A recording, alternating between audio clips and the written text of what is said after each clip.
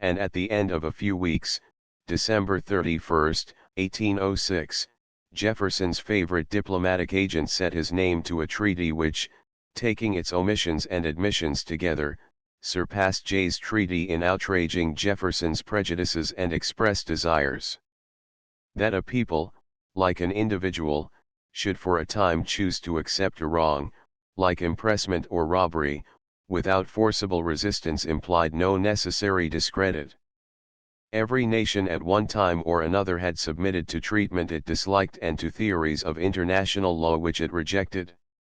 The United States might go on indefinitely protesting against belligerent aggressions while submitting to them, and no permanent evil need result. Yet a treaty was a compromise which made precedent, it recorded rules of law which could not be again discarded, and above all, it abandoned protest against wrong. This was doubtless the reason why Jefferson wished for no treaties in the actual state of the world. He was not ready to enforce his rights, and he was not willing to compromise them. The treaty signed by Monroe and Pinckney December 1, 1806, was remarkable for combining in one instrument every quality to which Jefferson held most strenuous objections. The three ultimata were all abandoned, impressments were set aside under a diplomatic memorandum which rather recorded the right than restrained its exercise, no indemnity was obtained for the ravages made on American commerce in 1805, and in regard to the colonial trade, a compromise was invented which no self-respecting government could admit. Article 11 of the treaty imposed the condition that West Indian produce, coming from French or Spanish colonies, and bona fide the property of United States citizens, might be exported from American ports to Europe on condition that it should have paid to the United States Custom House a duty of not less than 2% ad valorem, which could not be returned in drawback, while European merchandise might in the same way be re-exported from the United States to the West Indies, provided it paid not less than 1% ad valorem in duties to the American Treasury. This provision was only to be compared with Article 12 of Jay's treaty, in which Lord Grenville insisted and Jay agreed that the United States should export no cotton. Even Pitt had never proposed anything so offensive as the new restriction. He had indeed required that the American merchant whose ship arrived at Baltimore or Boston with a cargo of sugar or coffee from Cuba should unload her, carry the hogsheads and cases into a warehouse, and pass them through all the forms of the American Custom House, after which he must turn about and stow them again on shipboard, an operation which was usually reckoned as equivalent, in breakage, pilfering, and wages, to a charge of about 10% on the value of the cargo, but he had not ventured to levy a duty upon them to be paid to the United States government. One step more, and as a clever London pamphleteer suggested, the British government would require the American stevedores to wear the King's livery. 287 Had it been stipulated that the Custom House payments should be taken as full proof of neutrality and complete protection from seizure, the American merchant might have found a motive for submitting to the tax, but the treaty further insisted that both goods and vessel must be in good faith American property, a condition which left the door open as widely as ever to the arbitrary seizures of British cruisers and to the equally arbitrary decisions of admiralty courts.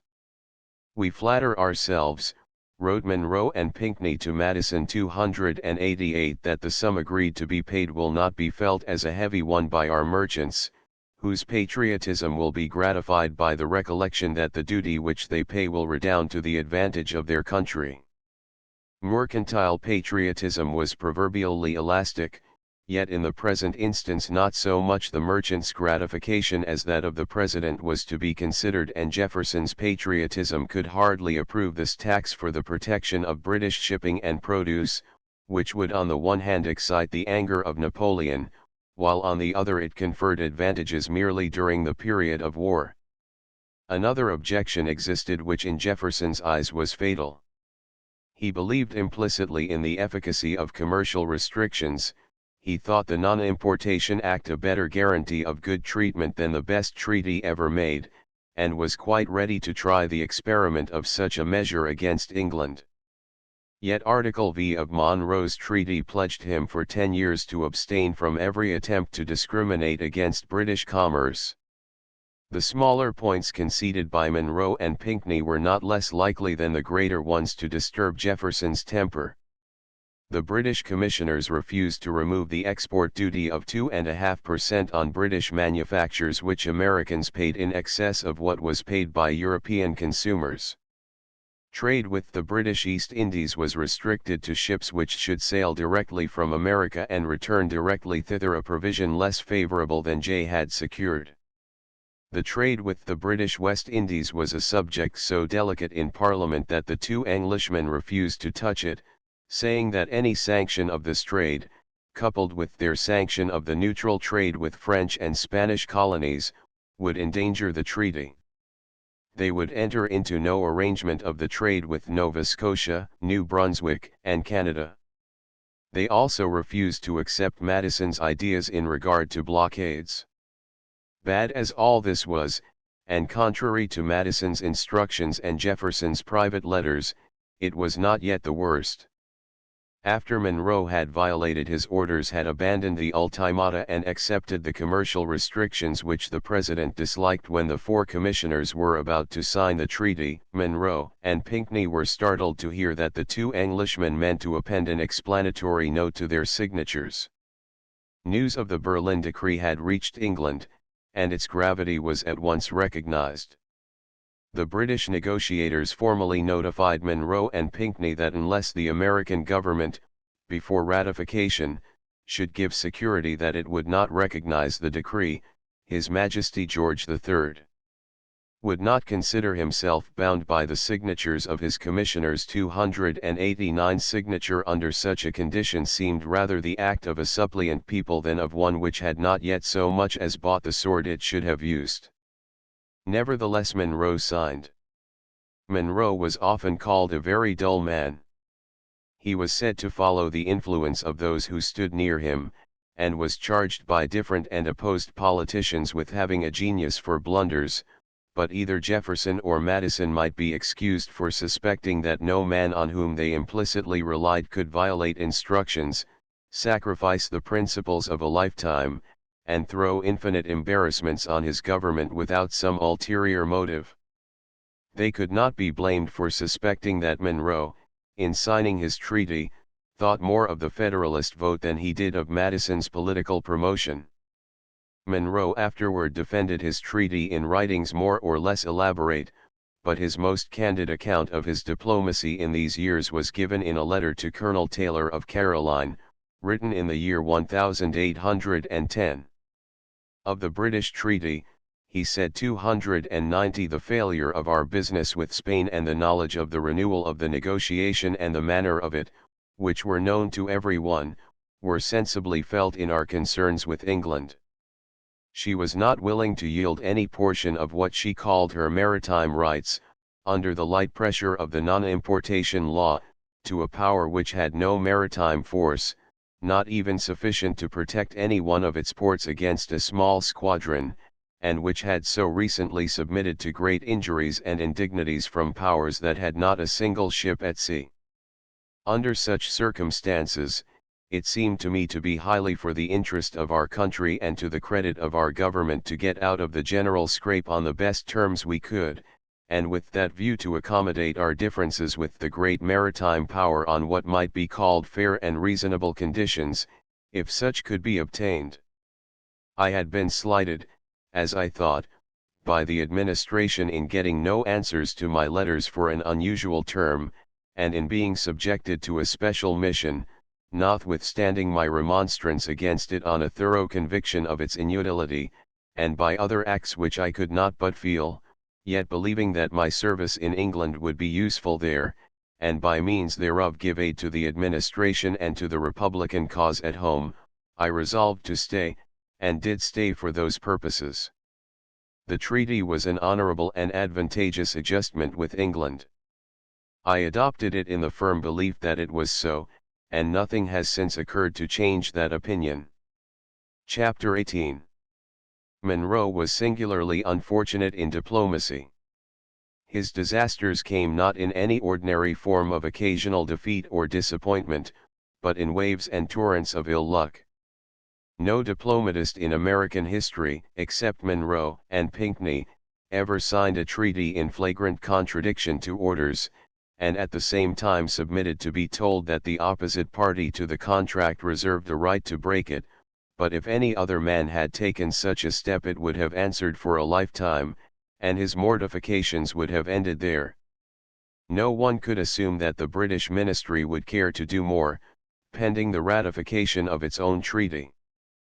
Fox's successor, one of the most liberal Whig noblemen, having imposed on the United States terms which would have been hard as the result of war, with the addition that even these terms were conditional on a declaration of hostilities between the United States and France, the liberal Whigs might be supposed willing to wait for some new pretext before publicly tearing their own treaty to pieces. If Monroe flattered himself that he had for the moment checked British aggression, he quickly learned his error. The treaty had been signed barely a week when a new order in council appeared, which surpassed any belligerent measure of the Tories' 291, beginning with the premise that Napoleon's Berlin Decree would give to His Majesty an unquestionable right of retaliation, and would warrant His Majesty in enforcing the same prohibition of all commerce with France which that power vainly hopes to effect against the commerce of His Majesty's subjects. The order added that King George felt himself bound to retort upon them the evils of their own injustice, and therefore ordered that no vessel shall be permitted to trade from one port to another, both which ports shall belong to, or be in the possession of, France or her allies. In other words, the Whig ministers, ignoring their fresh treaty with the United States and even the note appended to it, declared that they would not wait for America to resent the Berlin Decree, but that United States vessels must in future, as a retort for that decree, be deprived of the right to sail from one European port to another. The custom had hitherto prevailed among American shippers of seeking a market according to ruling prices, partly perhaps at Bilbao or Bordeaux, partly at some other French or Mediterranean port. Lord Howick's order of January 7, 1807, which cut short this coasting privilege, was a blow to American commerce sharper than the famous decision of Sir William Scott in the case of the Essex. Its apparent effect was to double the cost and risk of neutral commerce, while incidentally it asserted a right to prohibit such trade altogether. Unfortunately, more remained behind. The new order was not only an act of violence, it was, according to the Tories, also one of meanness. On its face it purported to be a measure of retaliation, taken in order to retort upon France the evils of Napoleon's injustice. In the parliamentary debate 4 weeks afterward, when the order was attacked, all parties argued it as a matter of retaliation. The King's advocate, Sir John Nichols, who defended it, took the ground that for the moment no severer retaliation was needed, while Spencer Perceval and Lord Castlereagh held that Napoleon's decree should have been retaliated in full. You might turn the provisions of the French decree against themselves, said Perceval 292, and as they have said that no British goods should sail freely on the seas, you might say that no goods should be carried to France except they first touched at an English port. They might be forced to be entered at the custom house, and a certain entry imposed, which would contribute to advance the price and give a better sale in the foreign market to your own commodities. Sir John Nichols replied 293, it was not denied that some steps in retaliation were necessary, and the question was how far the steps that had been taken were adequate. It was necessary to allow a fair trial to what ministers had adopted. All this seemed clear and frank. It was equivalent to saying that the rules of international law were henceforth to be laid aside, and that the doctrine of retaliation was to be the measure of England's rights. Yet this was not the form in which Lord Howick addressed President Jefferson.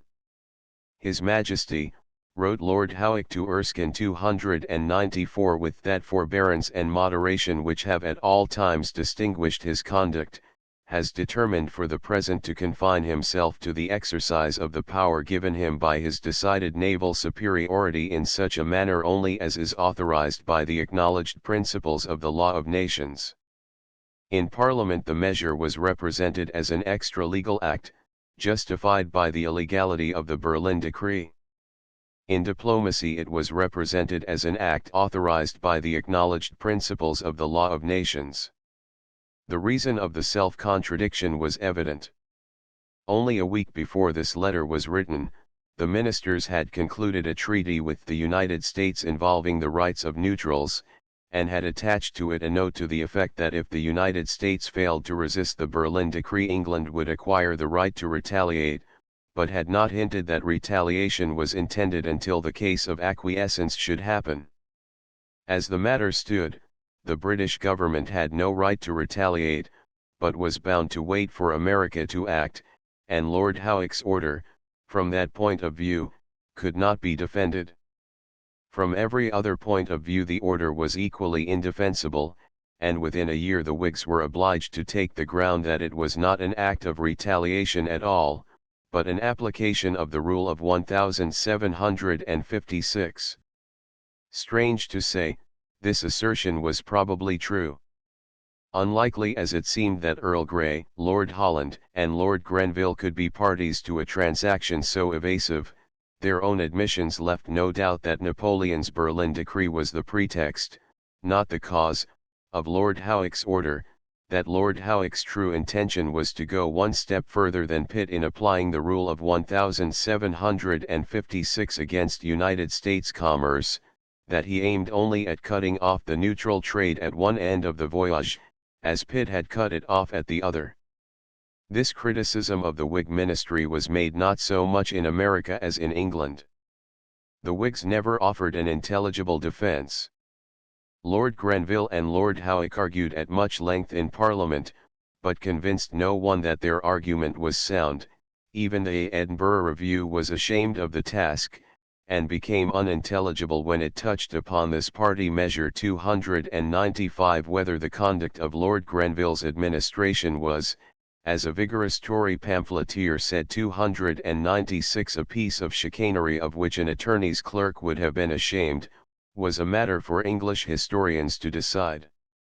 In England at that day none but a few merchants or republicans believed in the honor or honesty of the United States government or people, but in this instance it was not the honor or honesty of Americans that the English critics denied, it was, on the contrary, the good faith of their own most distinguished and most trusted noblemen Lord Grenville and Lord Sidmouth, Earl Grey and Lord Holland, Lord Erskine and Lord Lansdowne, Lord Ellenborough and Earl Fitzwilliam, and in the light of such conduct and criticism, Americans could not be greatly blamed if they refused to admit the ground on which these English gentlemen claimed a better reputation for truth or honesty than they were willing to allow Napoleon. Robbery against robbery, the English mode of pillage seemed on the whole less respectable than the French. The Whigs were liberal by tradition and instinct, well disposed toward peace and commerce with all nations. They knew that neutral ships alone could carry British manufactures to a European market. Every impediment put in the way of neutral commerce was an additional burden on British produce, every market closed to neutrals was a market closed to England. From a Whig point of view, Lord Howick's order violated the rules of political economy and common sense, not to be defended or excused.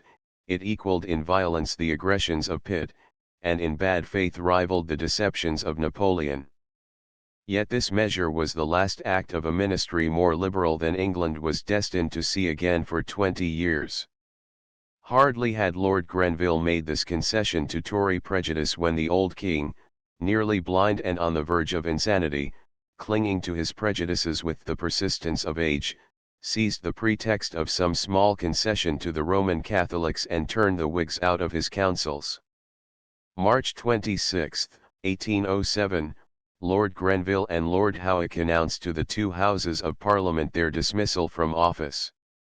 If the friendly Whigs, after imposing on the United States such a treaty, had thought themselves still obliged to lop off another main limb of American commerce, which Pitt had spared, the Tories were not likely to rest until they had put an end to American neutral commerce altogether. This result was foreshadowed by Spencer Perceval and Lord Castlereagh in their speeches on Lord Howick's order, and was the end to which the legislation and public opinion of England had pointed for years. The time for negotiation had gone by, and nothing remained for the United States but a trial of strength. For this final test Jefferson was ready. Congress had placed in his hands powers which in his opinion were ample to protect American interests abroad and at home. On sufficient provocation he could exclude British ships of war from American waters, and if they should refuse to depart he might enforce the Non-Importation Act against British commerce.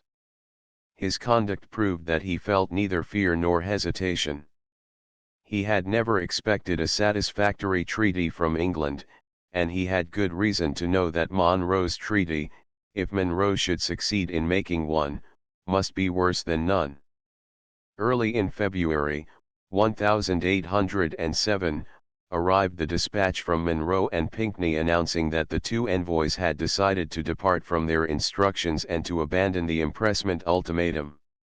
Madison replied 297 February 3, that no such treaty would be ratified, and that it would be better to let the negotiation quietly terminate, leaving each party to follow an informal understanding, but that if such a treaty should have been signed, the British commissioners should be candidly apprised of the reasons for not expecting its ratification.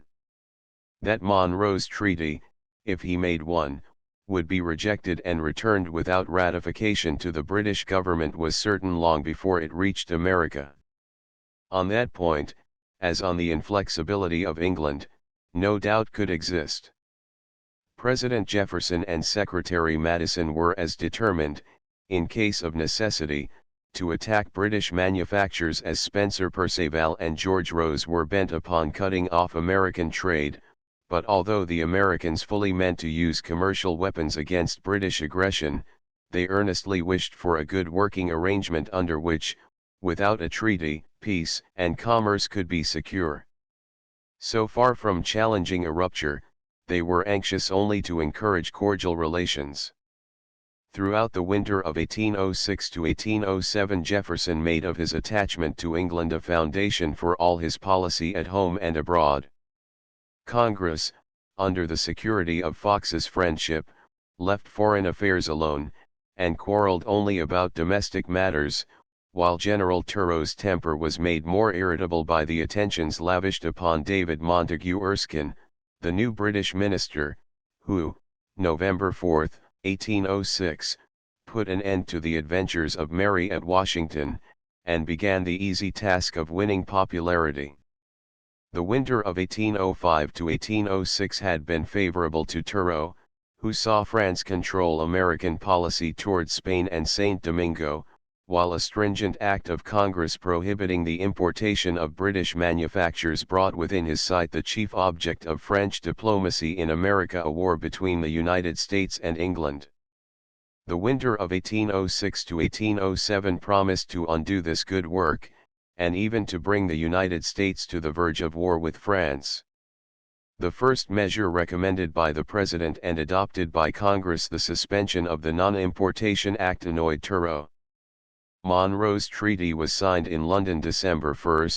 At Washington Turreau wrote, December 12, 298. Soon after Congress met, if I am to judge by the talk and countenances of the great people, this Congress will be more favorable to England than the last was, and already its leader, under the President's own invitation, shows a benevolent disposition toward the British government. I had the honor to see Mr. Jefferson the evening before Congress met, and to say to him, on the subject of Spanish differences, that probably all the negotiations entered into by the government with that power, as well as with England, would succeed. Really, replied the President, I have reason to think that the English are going to make an arrangement with us, and that it would be already done if Mr. Fox's death had not interrupted negotiation. Perhaps we shall even obtain, he added, the right to extend our maritime jurisdiction, and to carry it as far as the effect of the Gulf Stream makes itself felt, which would be very advantageous both to belligerents and to neutrals. To persons who knew that Jefferson was then angry with Napoleon for his faithless conduct in preventing the New Florida negotiation, this assurance of English friendship gave a measure of the President's diplomacy.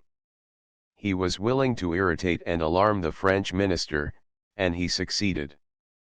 Turreau took refuge in speculations and sharp criticisms. I know not whether to attribute this first effect of pronounced favor in regard to England to the last dispatches of the two envoys negotiating at London, or to the first overtures of Mr. Erskine, who arrived here a few days ago, and with whom they seem already infatuated, tres ingue, or, finally, whether it may not be the result of some hints from Alexander, for whom the federal government, and particularly Mr. Jefferson, have an admiration which borders on delirium. And your Excellency may recall that last spring the President talked of making overtures to the Russian sovereign relative to a plan of unarmed maritime confederation, which was then his great object, and which, as he assured me in our last interview, he has not given up making, as his custom is, a grand eulogium of Alexander and his savages. Madison, even in prosperous times never a favorite with General Turreau, managed as usual to draw upon himself the chief weight of diplomatic suspicion and wrath. The unexpected change in the views of the federal government, continued Turreau, is such that the secretary's bearing toward me is deranged by it.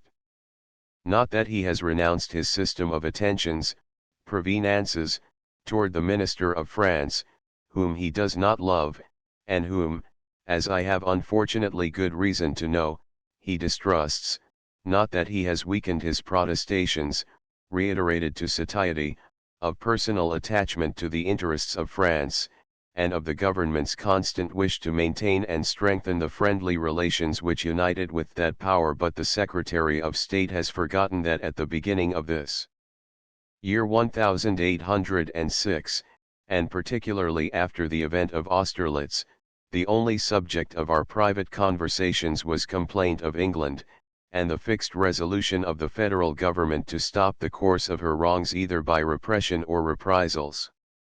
He has forgotten that the steps taken by the executive to obtain from Congress the famous Non-Importation Bill, now suspended, were so marked and ill-concealed that John Randolph called attention to them, and flung severe, or rather humiliating, taunts at the agents of ministerial influence.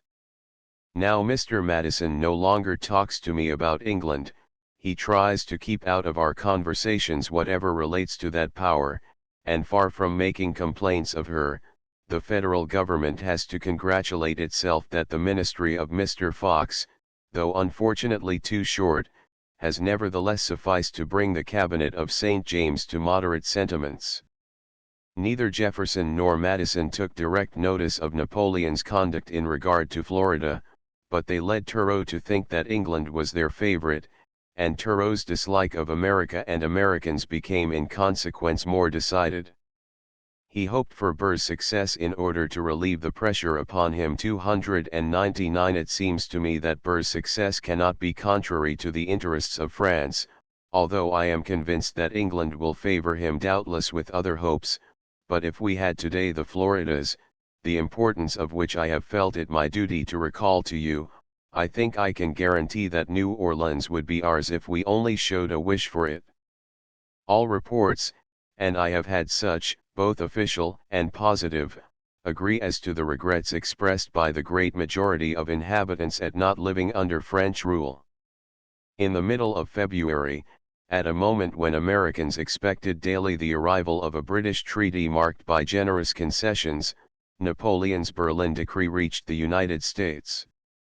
Commerce was instantly paralyzed, and merchants, congressmen, cabinet, and president turned to Turreau anxiously inquiring what was meant by this blockade of the British islands by a power which could not keep so much as a frigate at sea. Turreau could give them no answer. Your Excellency will readily believe, he wrote home 300, that this circumstance does not put us in a better position here. The influence of France in the United States was never lower than at the moment when England turned Lord Grenville and Lord Erskine out of power, in order to install Spencer Perceval and Lord Eldon at the head of a Tory reaction. Jefferson's objections to a British treaty would have had no weight with the Senate if the treaty had been tolerable. The Berlin Decree and the Emperor's conduct in regard to Florida would have reconciled Madison to almost any British alliance. Turreau was so well aware of the danger that he exerted himself in remonstrances and semi-threats, and told 301 one member of the cabinet after another that at a moment when Europe, leagued together against the maritime tyranny of England, was laboring to throw off the yoke of that power and to secure for all navigating nations freedom of commerce and the seas, it was particularly improper for the United States to accept any treaty which did not expressly secure all disputed points, and that no treaty would be observed by England unless made under the auspices and by the guarantee of Napoleon. In view of the recent fate that had overtaken powers like Switzerland and Venice, which had put themselves under the auspices of Napoleon, this argument produced no conviction.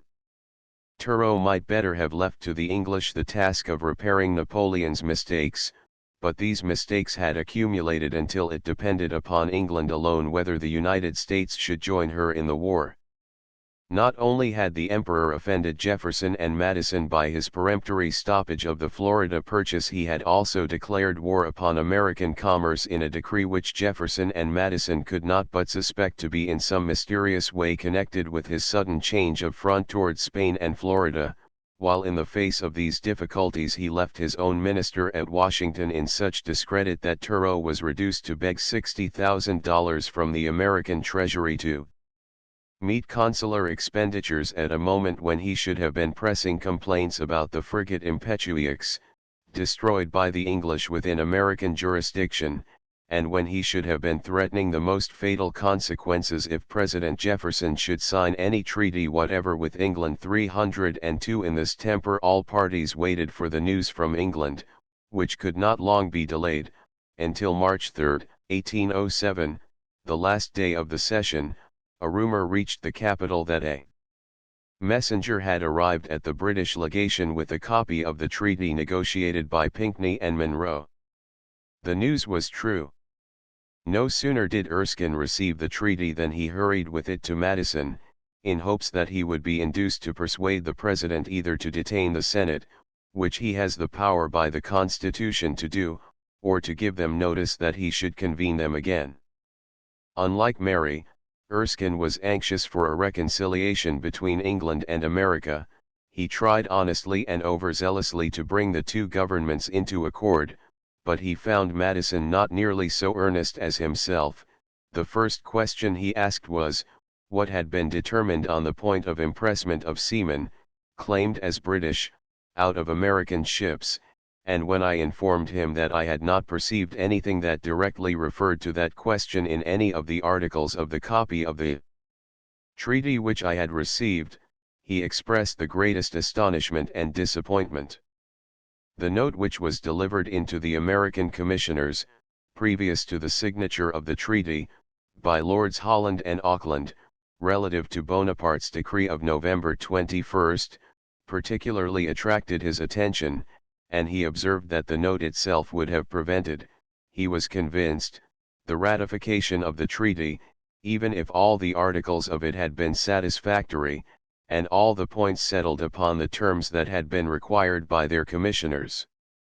303 At 10 o'clock the same night the two houses of Congress, when ready to adjourn, sent a joint committee to wait upon the President, who was unwell, and unable to go as usual to the Capitol. Dr. Mitchell, the senator from New York, a member of this committee, asked the President whether there would be a call of the Senate to consider the treaty. 304 Certainly not, replied Jefferson, and he added that the only way he could account for our ministers having signed such a treaty under such circumstances was by supposing that in the first panic of the French imperial decree they had supposed a war to be inevitable, and that America must make common cause with England. He should, however, continue amicable relations with England, and continue the suspension of the Non-Importation Act. The senators received this rebuff with ill-concealed annoyance. Jefferson's act in refusing to consult them about a matter so important as a British treaty, and one which from the first had been their own rather than the President's scheme, was another instance of the boldness which sometimes contradicted the theory that Jefferson was a timid man.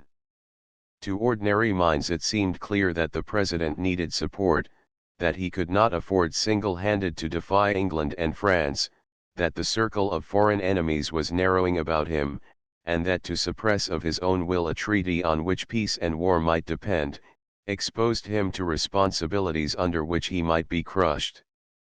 Although the treaty was not yet published, enough had been said to make senators extremely curious about its contents, and they were not pleased to learn that the President meant to tell them nothing, and cared too little for their opinion to ask it.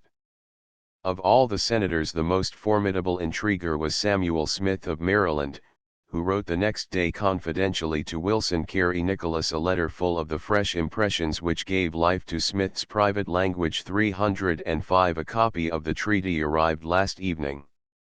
The President is angry with it, and to Dr. Mitchell and Mr. Adams, who carried the last message, expressed his anger in strong, very strong terms, telling in broad language the cause of his wrath. He requested the doctor to tell the senators his objections. If the doctor repeated correctly, then I must be permitted to think there was not a little of the heightening. He said the President was at present determined to send the original back the moment it shall be received, without submitting it to the Senate. He was sick, it is true, vexed and worried. He may think better of it, for Madison, expecting less than he had, differs with him as to calling the Senate, and R. Robert S. Smith concurs in opinion with M. Addison. I stopped here, and I have seen the President and Mr. M. Addison. It seems the impressment of seamen was a sine qua non in the instructions. The President speaks positively that, without full and formal satisfaction shall be made thereupon, he will return the treaty without consulting the Senate, and yet he admits the treaty, so far as to all the other points, might be acceptable, nay, that there are but few exceptions to it in his mind. I fancy the merchants would be perfectly pleased therewith. If then in all other points it would please, will the responsibility not be very great on him should he send it back without consulting the Senate? M. Addison in answer to this query said, but if he is determined not to accept, even should the Senate advise, why call the Senate together? I could give no answer to this question. If by his unusual conduct the British continue or increase their depredations, which he cannot prevent, what will be the outcry? You may advise him. He stumped us by his positive manner. Will not M. Monroe and P. Pinckney both conceive themselves insulted, and return to make war on the administration? The whole subject ought, I conceive, to have been treated as one of great delicacy. In another letter, written the same day, General Smith rehearsed the story in a few words, which proved that Smith had a full share of the shrewdness that was lacking in Jefferson. He saw the future as clearly as politicians often saw what philosophers overlooked, but his jealousy of Jefferson appeared in every word. 306 The Senate, agreeably to the first construction, given by General Washington and his administration, of which Jefferson was one given, 2. Immediately after the knowledge of what was the intention of the convention that framed it, did unanimously advise the President to negotiate a treaty with Great Britain. The Senate agreed to his nomination of the negotiators. A treaty was effected. It arrives. It is well known that he was coerced by the Senate to the measure, and he refuses to submit it to their approbation. What a responsibility he takes! By sending it back he disgraces his ministers, and Monroe is one. Monroe and Pinckney come home, and in justification publish the treaty. It may appear good to the eyes of all unprejudiced men. I suspect it will. By a refusal to accede to it the British continue their depredations, to the amount perhaps of their whole system of "you shall not trade in time of war where you are refused in time of peace," the impressment is carried to an excess bounded only by their power, immense losses are sustained, a general outcry will ensue, all will say, if Monroe's treaty had succeeded, those losses would not have happened, why was it refused? Jealousy of Monroe, and unreasonable antipathy by Jefferson and Madison to Great Britain, this will be said, this will be believed. And Monroe will be brought forward, new parties will arise, and those adverse politically will be brought together by interest. Shall we put all to jeopardy because we have not got all we ask? Will we go to war? No. What will we do to coerce? More non-importation. Will Congress under such circumstances consent to continue their non-importation? I suspect not, I cannot believe they will. Then where shall we be? J. Randolph will take his stand and ask, shall we hazard everything for a set of men who, etc. What, put the landed interest to such inconvenience? The fair merchant is satisfied, the country is flourishing, etc. But I have not time to make a speech. Monroe will be called a martyr, and the martyr will be the president. And why? Because he has done right, and his opponent has advised wrong. The people care little or nothing about the seamen. The more closely the subject was studied, the more clearly it appeared that Monroe had to all appearance knowingly embarrassed the administration by signing a treaty in contravention of the President's orders, but Jefferson added unnecessarily to his embarrassment by refusing the treaty before he read it. Tacit abandonment of impressments was the utmost concession that the President could hope from England, and even this he must probably fight for, yet he refused to consult the Senate on the merits of Monroe's treaty for a reason which would have caused the withholding of every treaty ever made with England. That the public should be satisfied with this imperious treatment was an extravagant demand. No act of Jefferson's administration exposed him to more misinterpretation, or more stimulated a belief in his hatred of England and of commerce, than his refusal to lay Monroe's treaty before the Senate. Perhaps the President would have been less decided had he known at first how faulty the treaty was. Not until it had been studied for weeks did all its faults become evident, and not until it was read in the light of Lord Howick's order in council did its character admit of no more doubt. When news of this order reached Washington, about 10 days after the treaty, Madison wrote to Erskine a letter 307 which showed an effort to treat the new restriction of neutral trade as though it might have some shadow of legality in the background, and as though it were not directed solely against America, but the truth soon became too evident for such mild treatment, and Madison was obliged 10 days afterward to interrupt his study of Monroe's treaty in order to tell Erskine that the operation of the new order would be a proceeding as ruinous to our commerce as contrary to our essential rights.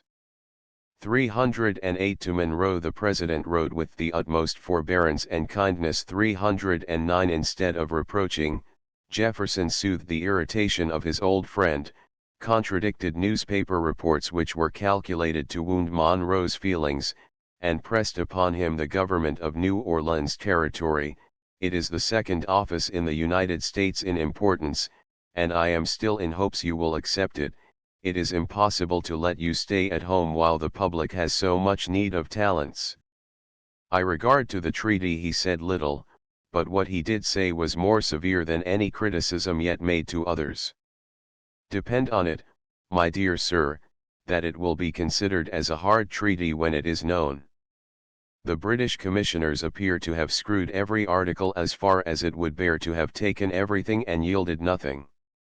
He urged Monroe, if nothing better could be got, to back out of the negotiation as well as he could, letting it die insensibly, and substituting some informal agreement until a more yielding temper should rise.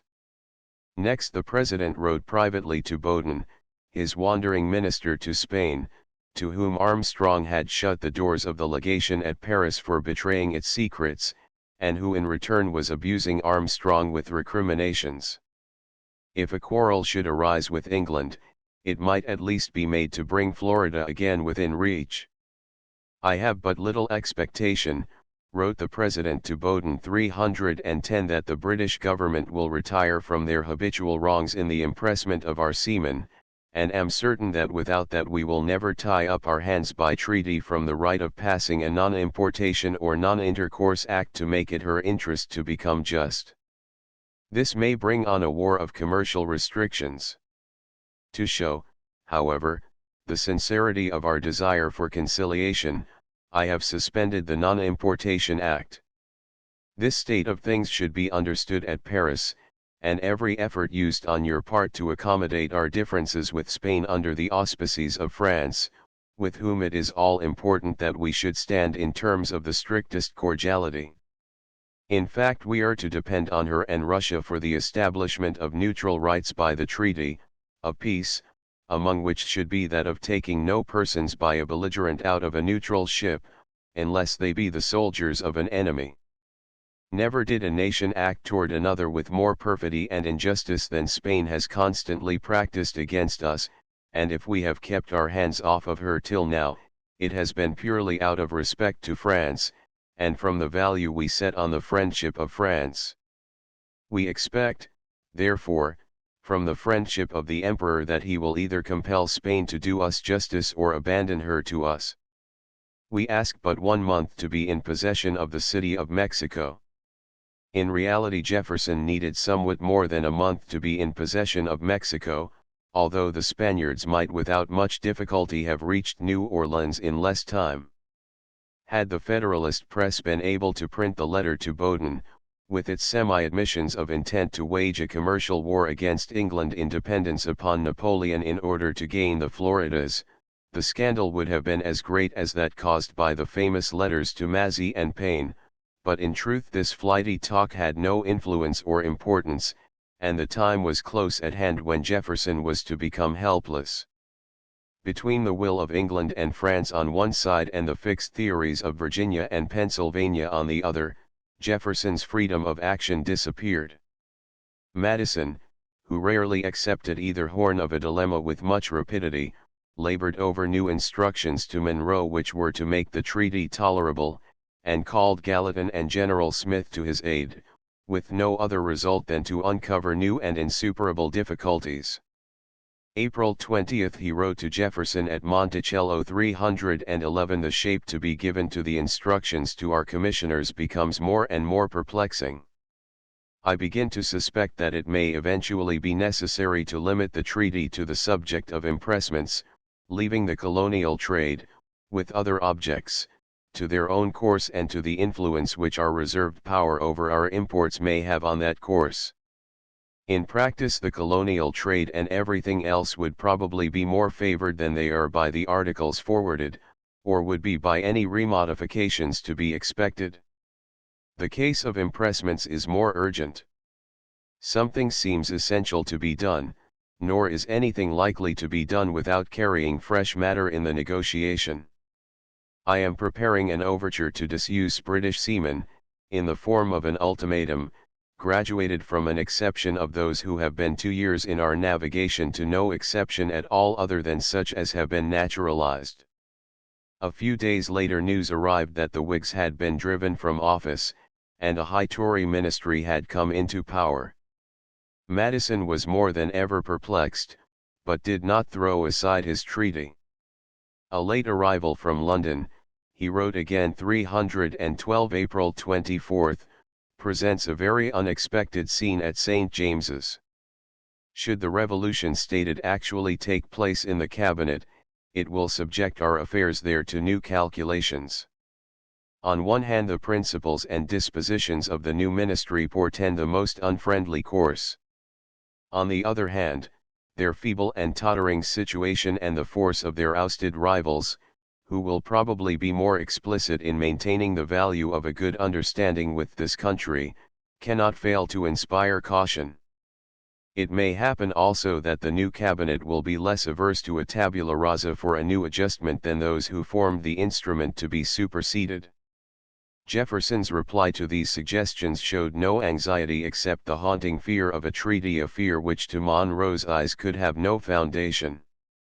"I am more and more convinced," the President wrote April 21, 313, "that our best course is to let the negotiation take a friendly nap," and May 1 he added 314, "I know few of the characters of the new British administration.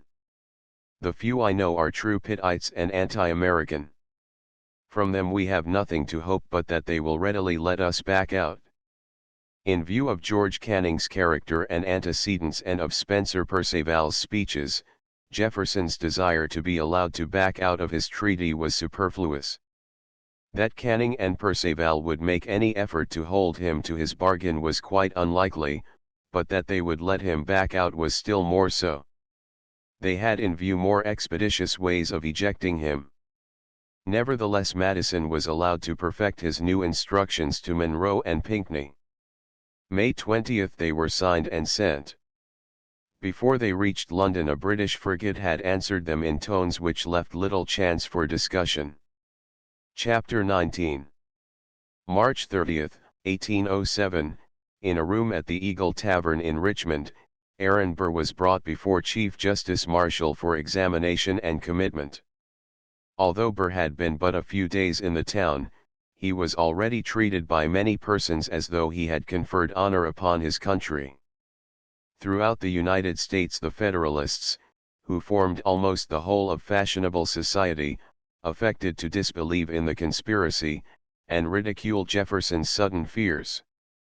The Democrats had never been able to persuade themselves that the Union was really in danger, or that Burr's projects, whatever they were, had a chance of success, and in truth Burr's conspiracy, like that of Pickering and Griswold, had no deep roots in society, but was mostly confined to a circle of well-born, well-bred, and well-educated individuals, whose want of moral sense was one more proof that the moral instinct had little to do with social distinctions.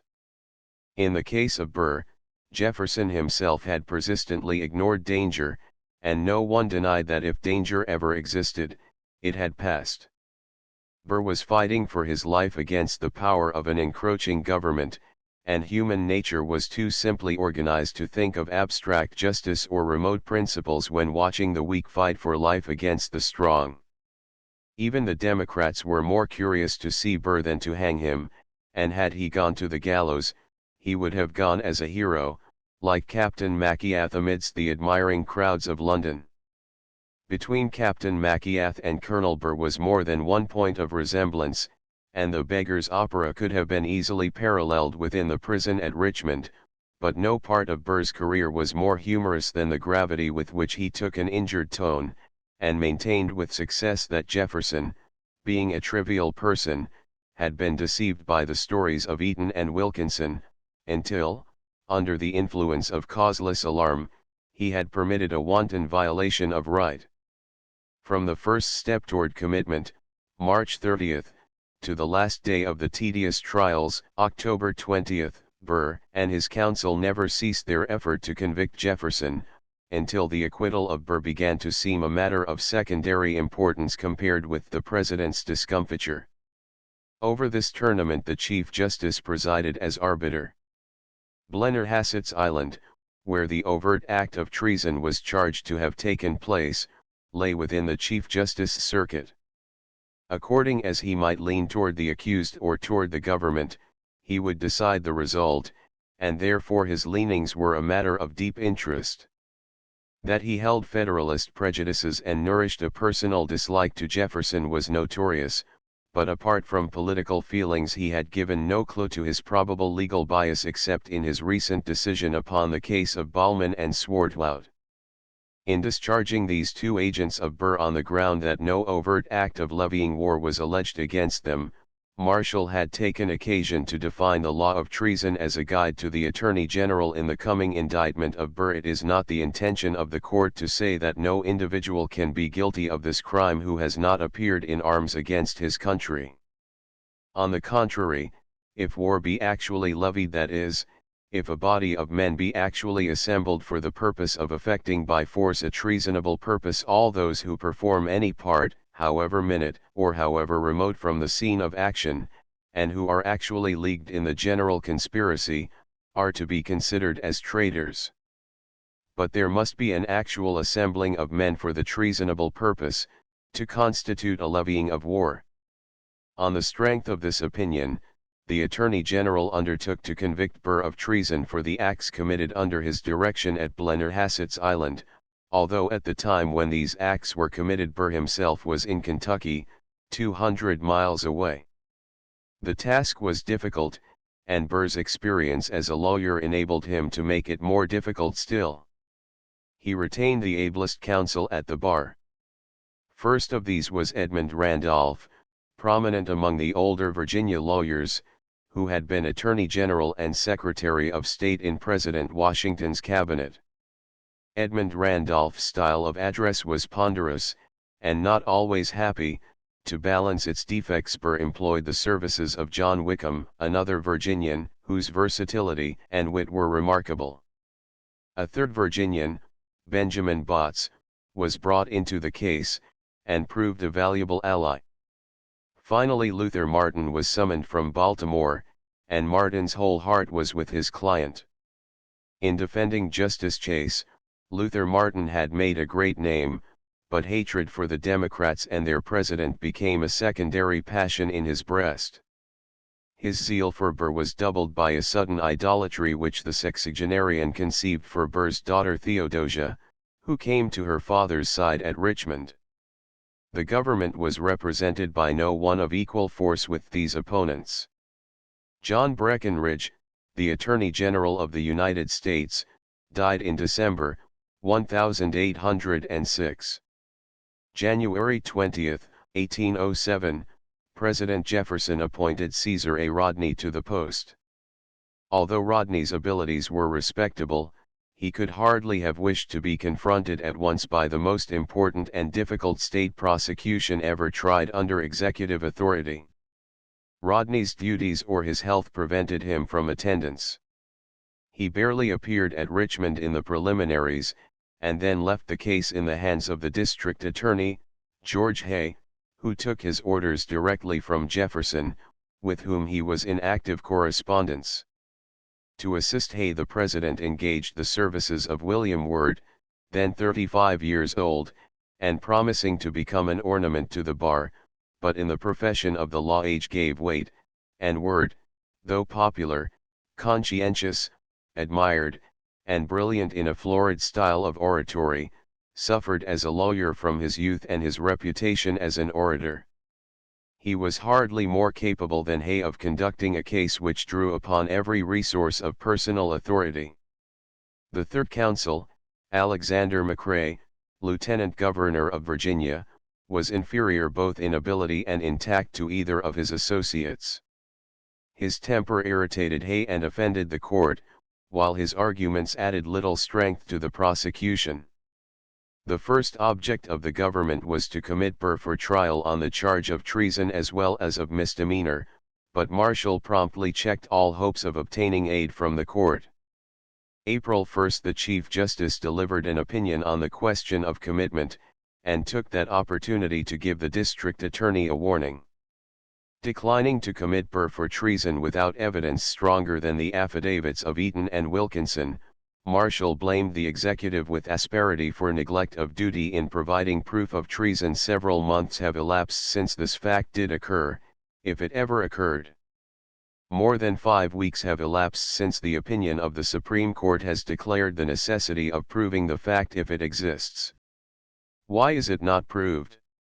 To the executive government is intrusted the important power of prosecuting those whose crimes may disturb the public repose or endanger its safety. It would be easy in much less time than has intervened since Colonel Burr has been alleged to have assembled his troops, to procure affidavits establishing the fact. Accordingly Burr was committed only for misdemeanor, and 5 securities immediately offered themselves on his behalf. At 3 o'clock on the afternoon of April 1 he was again at liberty, under bonds for $10,000 to appear at the next Circuit Court, May 22, at Richmond. Marshall's reproof of executive slowness was not altogether respectful to the coordinate branch of government. No doubt treasonable assemblages had taken place in December, and affidavits could have been brought from Marietta or Nashville within 6 or 8 weeks had the government known precisely what would be needed, or where the evidence was to go, but no judge could reasonably require that the executive should within 5 weeks obey a hint from the Supreme Court which implied a long correspondence and inquiry at spots so remote as Blennerhassett's Island, Lexington, Nashville, Fort Massac, and Chickasaw Bluffs.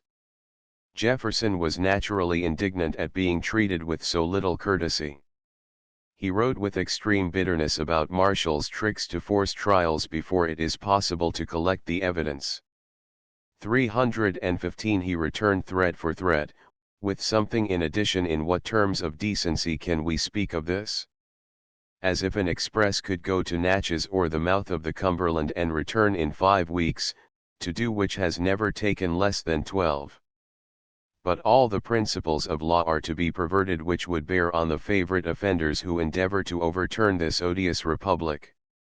All this, however, will work well. The nation will judge both the offender and judges for themselves. If a member of the executive or legislature does wrong, the day is never far distant when the people will remove him.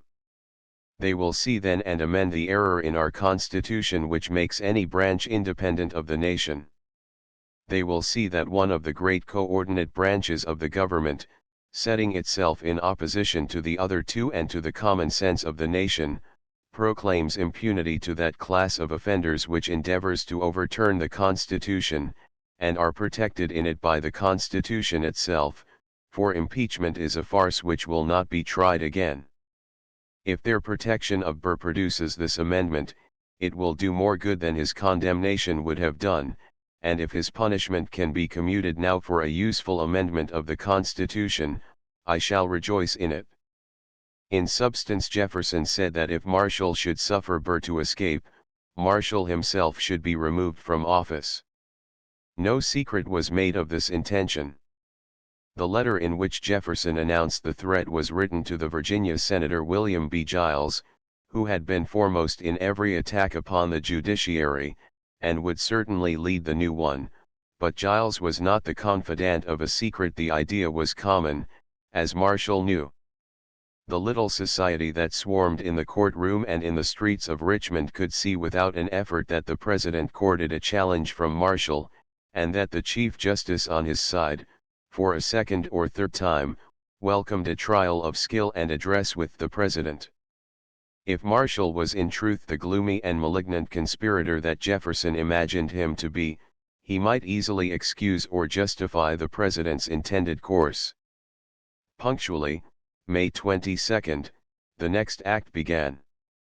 The question of commitment had been a matter of no great consequence, that of indictment was vital.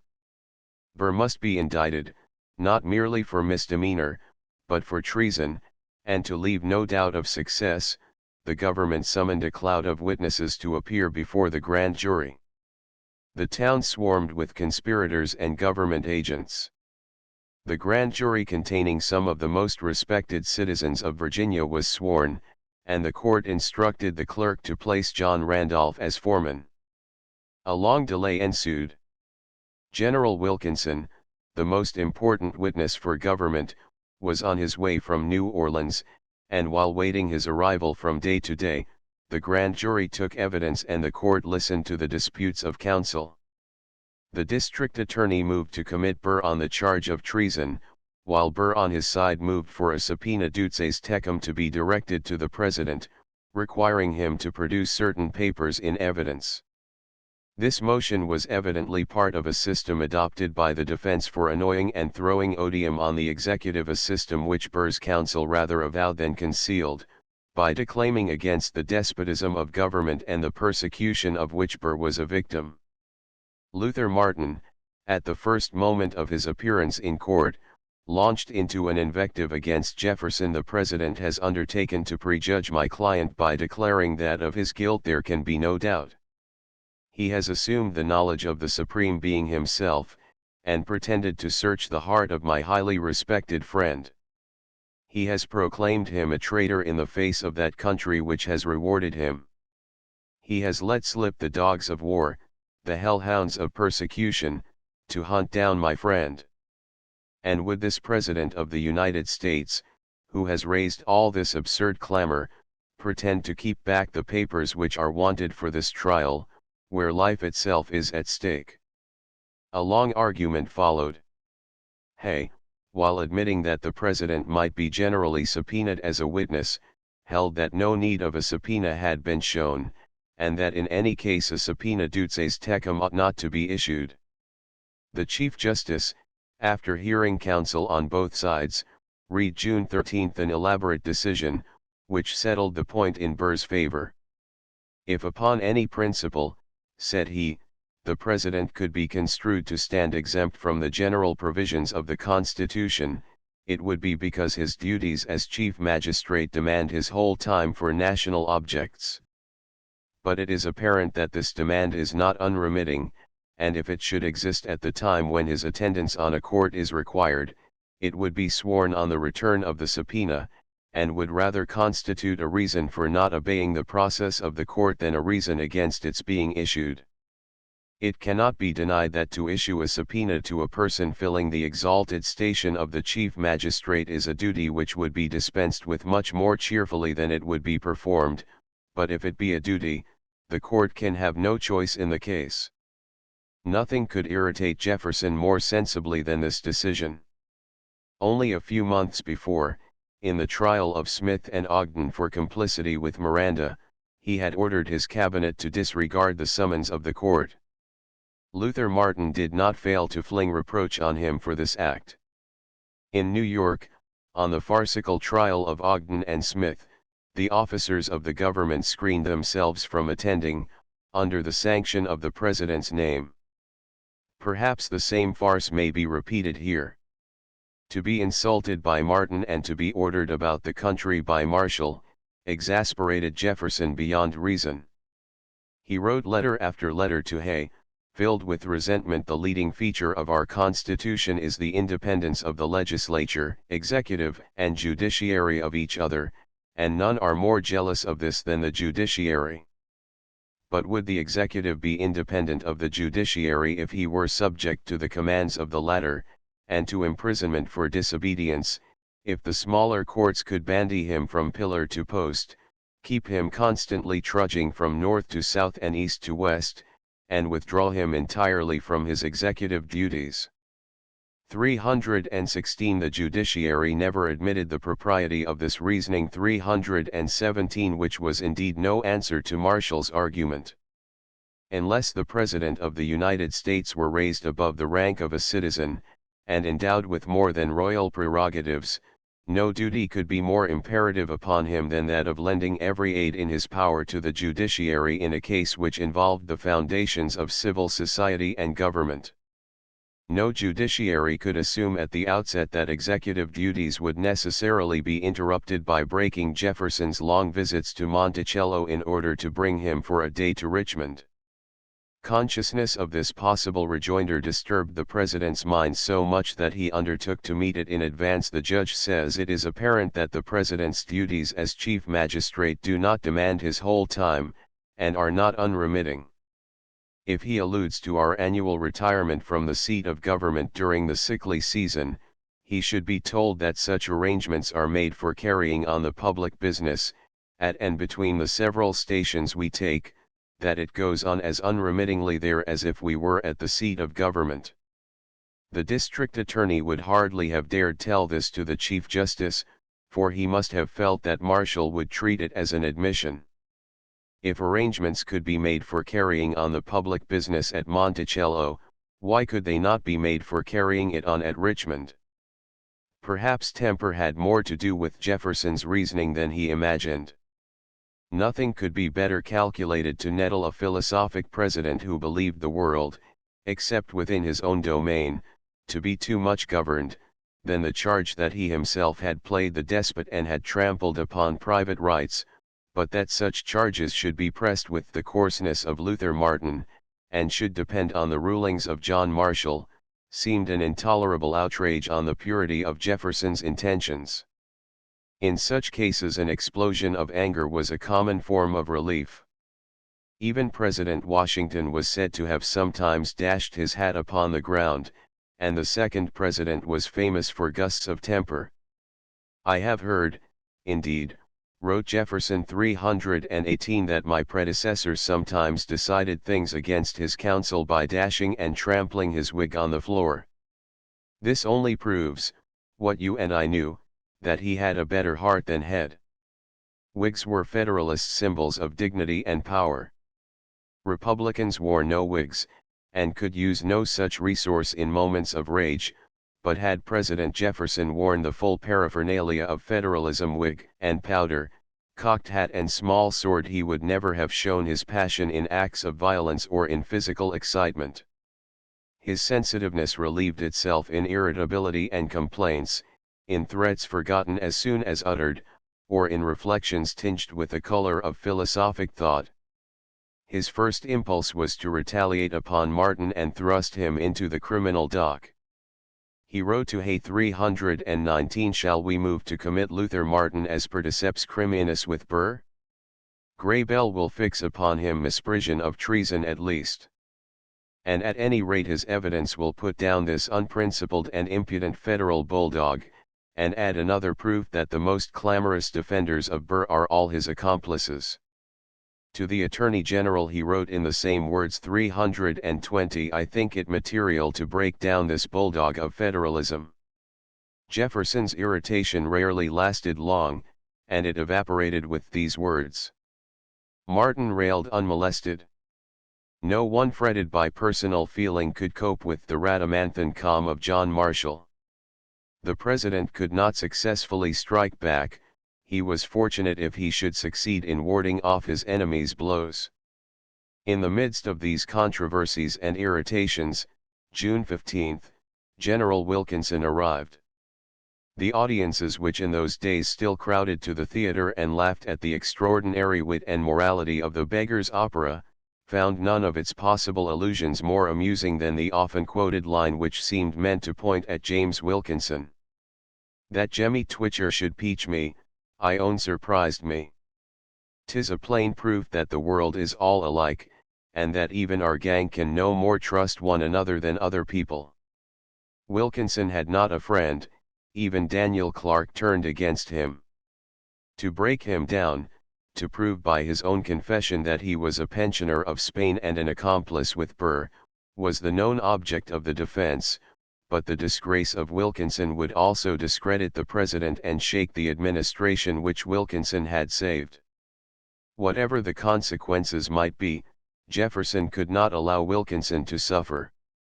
When Major Breauve, of the artillery, came from St. Louis to Washington early in March, 1807, 3 months before Burr's indictment, he made bitter complaints to the Secretary of War, accusing the general, under whose orders he served, of being a spy of Spain and a traitor with Burr. 321 General Dearborn listened without contradiction, and replied that there had been a time when General Wilkinson did not stand well with the executive, but his energetic measures at New Orleans had regained him executive confidence, and the President would sustain him, that after the actual bustle was over there might perhaps be an inquiry, but meanwhile Wilkinson must and would be supported.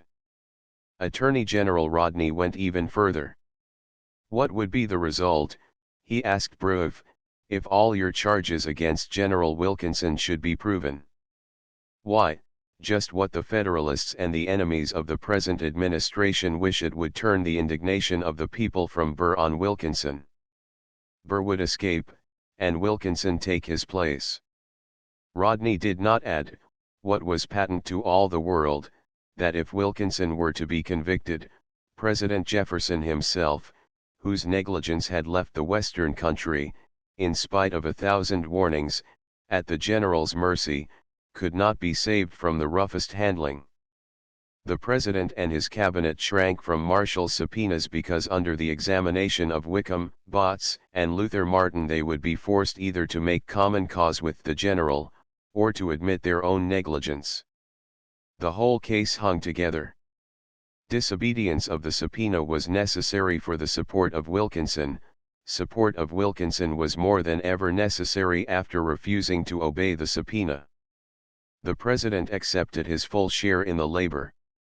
No sooner did he hear of Wilkinson's arrival, at the moment when his own subpoena was issued and defied, than he wrote a letter calculated to give the general all the confidence he needed. 322 Your enemies have filled the public ear with slanders and your mind with trouble on that account.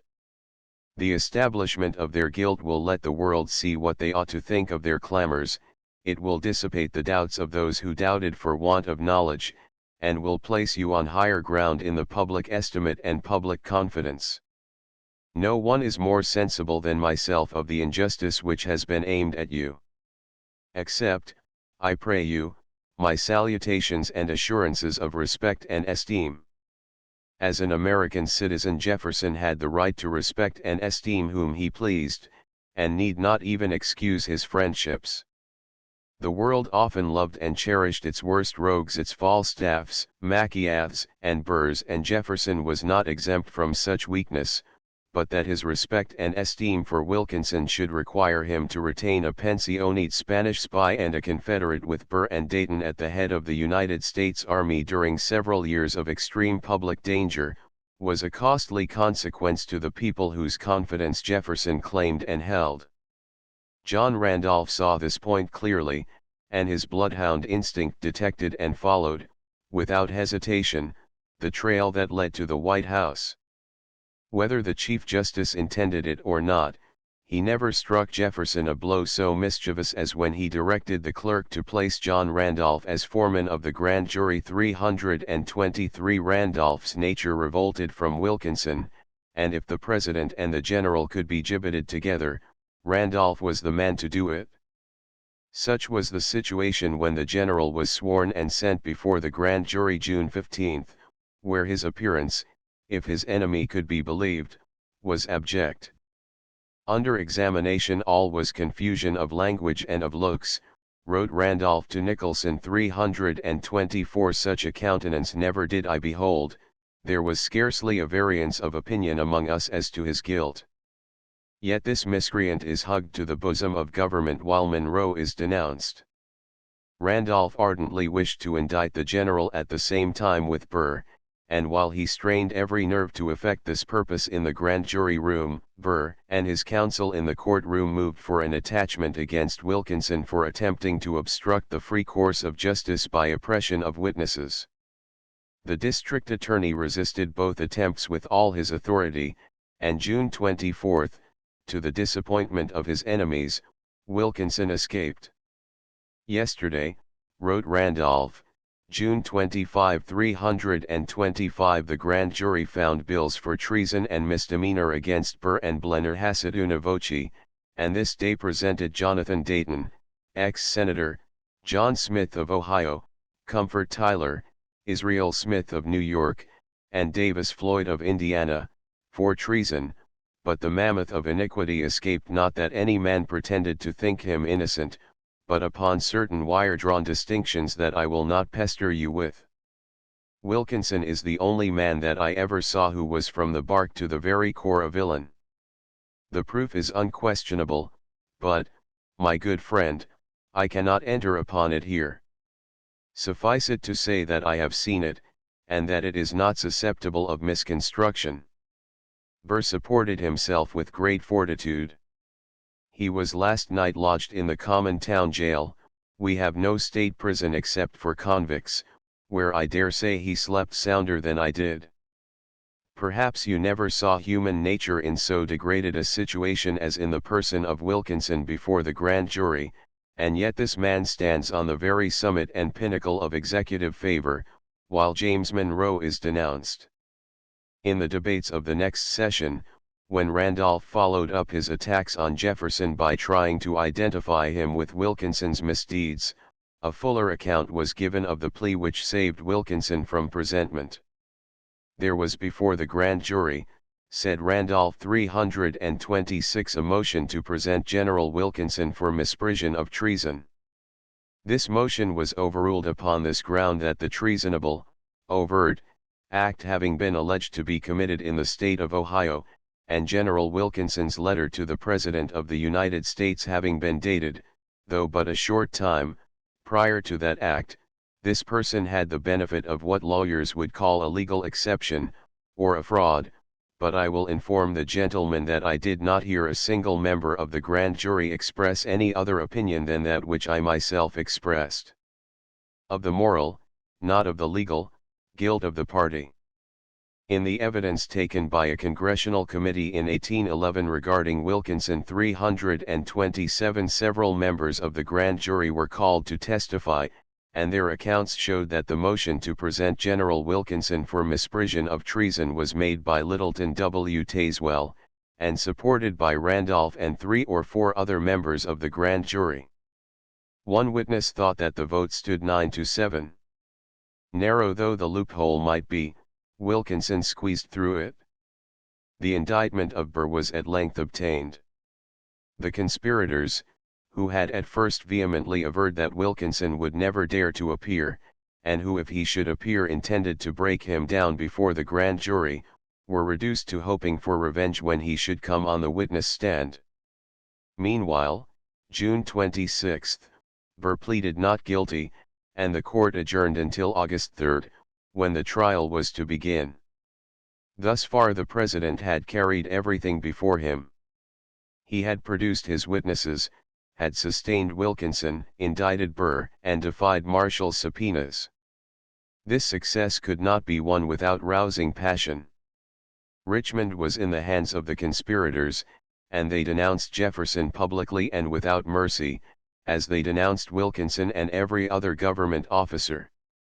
As I was crossing the courthouse green, said an eyewitness 328, I heard a great noise of haranguing some distance off.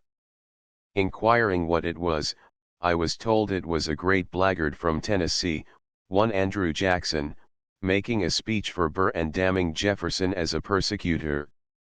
Hay wrote to the President, June 14, 329, General Jackson, of Tennessee, has been here ever since the 22d, denouncing Wilkinson in the coarsest terms in every company. The latter showed me a paper which at once explained the motive of this incessant hostility. His own character depends on the prostration of Wilkinson's. This paper was no doubt Jackson's secret denunciation to Claiborne. Young Samuel Swartwout, who had some reason to complain of the ridiculous figure he had been made to cut, jostled Wilkinson in the street, and ended by posting him for a coward. John Randolph echoed Luther Martin's tirades against the President. Randolph was in despair at Jefferson's success. My friend, he wrote to Nicholson 330, I am standing on the soil of my native country divested of every right for which our fathers bled. Politics have usurped the place of law, and the scenes of 1798 are again revived. Men now see and hear, and feel, and think, politically. Maxims are now advanced and advocated which would almost have staggered the effrontery of Bayard or the cooler impudence of Chauncey Goodrich when we were first acquainted. All this work was but skirmishing. The true struggle had still to come. So long as the President dealt only with grand jurors and indictments, he could hardly fail to succeed, but the case was different when he dealt directly with Chief Justice Marshall and with the stubborn words of the Constitution, that no person shall be convicted of treason unless on the testimony of 2 witnesses to the same overt act, or on confession in open court. The district attorney was ready with a mass of evidence, but the Chief Justice alone could say whether a syllable of this evidence should be admitted, and hitherto the Chief Justice had by no means shown a bias toward the government. Hay was convinced that Marshall meant to protect Burr, and he wrote to the President on the subject 331, the bias of Judge Marshall is as obvious as if it was stamped upon his forehead. I may do him injustice, but I do not believe that I am, when I say that he is endeavoring to work himself up to a state of firmness, which will enable him to aid Burr throughout the trial without appearing to be conscious of doing wrong. He seems to think that his reputation is irretrievably gone, and that he has now nothing to lose by doing as he pleases. His concern for Mr. Burr is wonderful. He told me many years ago, when Burr was rising in the estimation of the Republican Party, that he was as profligate in principle as he was desperate in fortune. I remember his words, they astonished me. Yet when the grand jury brought in their bill, the Chief Justice gazed at him for a long time, without appearing conscious that he was doing so, with an expression of sympathy and sorrow as strong as the human countenance can exhibit without palpable emotion. August 3 the court opened its session and the trial began. Not until August 17 was the jury impaneled, and meanwhile a new figure appeared at Burr's side. Blennerhassett arrived in Richmond August 4, and was brought before the court August 10. He began at once a private journal of the trial, which remained the only record of what passed among the conspirators. As each witness appeared, Blennerhassett told the gossip regarding him. The once redoubted Eton, 332 who was put first upon the stand, has dwindled down in the eyes of this sarcastic town into a ridiculous mountebank, strutting about the streets under a tremendous hat, with a Turkish sash over colored clothes, when he is not tippling in the taverns, where he offers up with his libations the bitter effusions of his sorrows. Old Slyboots Dayton 333 he said, was lurking about corners. Wilkinson 334 exhibited the manner of a sergeant under a court-martial rather than the demeanor of an accusing officer confronted with his culprit. His perplexity and derangement, even upon his direct examination, has placed beyond all doubt his honor as a soldier and his fidelity as a citizen. These comments were sharp, yet the pages of Blennerhassett's diary were not so severe upon any of the witnesses for the government as they were upon Burr himself. Blennerhassett had wakened to the discovery that Burr was, after all, but a vulgar swindler. The collapse of Burr's courage when confronted by Cowles Meade and the Mississippi militia at Coles Creek January 17, his desertion of Blennerhassett and his flight toward Spanish territory, the protest of the bills which he had drawn on pretended funds in New York, and which Blennerhassett had endorsed under Alston's guarantee, the evident wish of Alston to repudiate this guarantee as he had repudiated Burr, and the ruin which had fallen on Blennerhassett's property at the island taught the Irishman how thoroughly he had been duped. 335 The present trial cannot fail to furnish ample testimony, if not to the guilt, at least to the defect of every talent under the assumption of which this giddy adventurer has seduced so many followers of riper experience and better judgment than myself. Yet Burr's mastership in deportment, his superficial dignity, his cheerfulness and sanguine temperament, and the skill with which he managed legal tactics, made an impression on Blennerhassett's mind as a jockey might restore his fame in the course after he had injured it on the tightrope. So, perhaps, the little emperor at Coles Creek may be forgotten in the attorney at Richmond. 336 For a few days the trial went on undisturbed, while the government put Eton, Truxton, Peter Taylor, the Morgans, and a number of other witnesses on the stand to prove an overt act of treason at Blennerhassett's Island, but nothing short of Blennerhassett's own confession could place the matter in a clear light, and Burr's chief fear was evidently that Blennerhassett should turn state's evidence. To prevent this, Alston was persuaded to pay the more pressing demands against Blennerhassett, and Burr exerted himself to conciliate him. On the other hand, Jefferson seemed to hope that he could be won over. 337 Duane, of the Aurora, visited him in prison August 23, and offered to serve as an intermediary with the government. 338 Had matters gone as the president hoped, something might have come of this manoeuvre, but before further pressure could be employed, the Chief Justice struck the prosecution dead. August 19 Burr's counsel suddenly moved to arrest the evidence. The government, they said, had gone through all its testimony relating to the overt act charged in the indictment. It admitted that Burr was hundreds of miles distant from the scene, and as the district attorney was about to introduce collateral testimony of acts done beyond the jurisdiction of the court, it became the duty of the defense to object. For 10 days this vital point was argued. All the counsel on either side exerted themselves to the utmost. Wickham's opening speech on the nature of treason was declared by as good a judge as Littleton Tazewell to be the greatest forensic effort of the American bar. 339 Luther Martin spoke 14 hours, beginning with an almost passionate allusion to his idol Theodosia. William Wirt exhausted his powers of argument and oratory, and in the course of his address made the rhetorical display which became familiar to every American, and which introduced a sort of appeal to Blennerhassett to turn against the more guilty crew who were trying to sacrifice him to save themselves. Who is Blennerhassett? A native of Ireland, a man of letters, who fled from the storms of his own country to find quiet in ours. George Hay was neither so efficient nor so dexterous as Wirt, and either intentionally or by awkwardness succeeded in giving the impression of threatening the court. 340 Mr. Bott says that we are now advocating opinions which on Fry's trial we condemned. I beg leave to assure the gentleman that the censure which the judge drew on himself was not on account of his opinions, however incorrect they might be, but for his arbitrary and irregular conduct at the trial, which was one of the principal causes for which he was afterward impeached. He attempted to wrest the decision from the jury, and prejudge the case before hearing all the evidence in it, the identical thing which this court is now called on by these gentlemen to do. That Hay, knowing well Jefferson's thoughts and the magic that hung about the word impeachment, should have used these words inadvertently seemed hardly credible. If he did so, his clumsiness was as offensive as the threat could have been, for the idea of impeachment was in the air of the courthouse.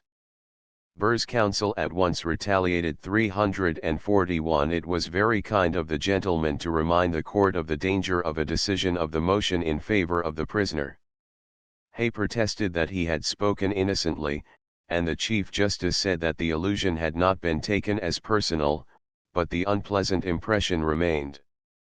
The gentleman plainly insinuated the possibility of danger to the court, persisted the defense, and Luther Martin added. 342 I do not know whether it were intended by this observation that your honors should be apprehensive of an impeachment in case you should decide against the wishes of the government.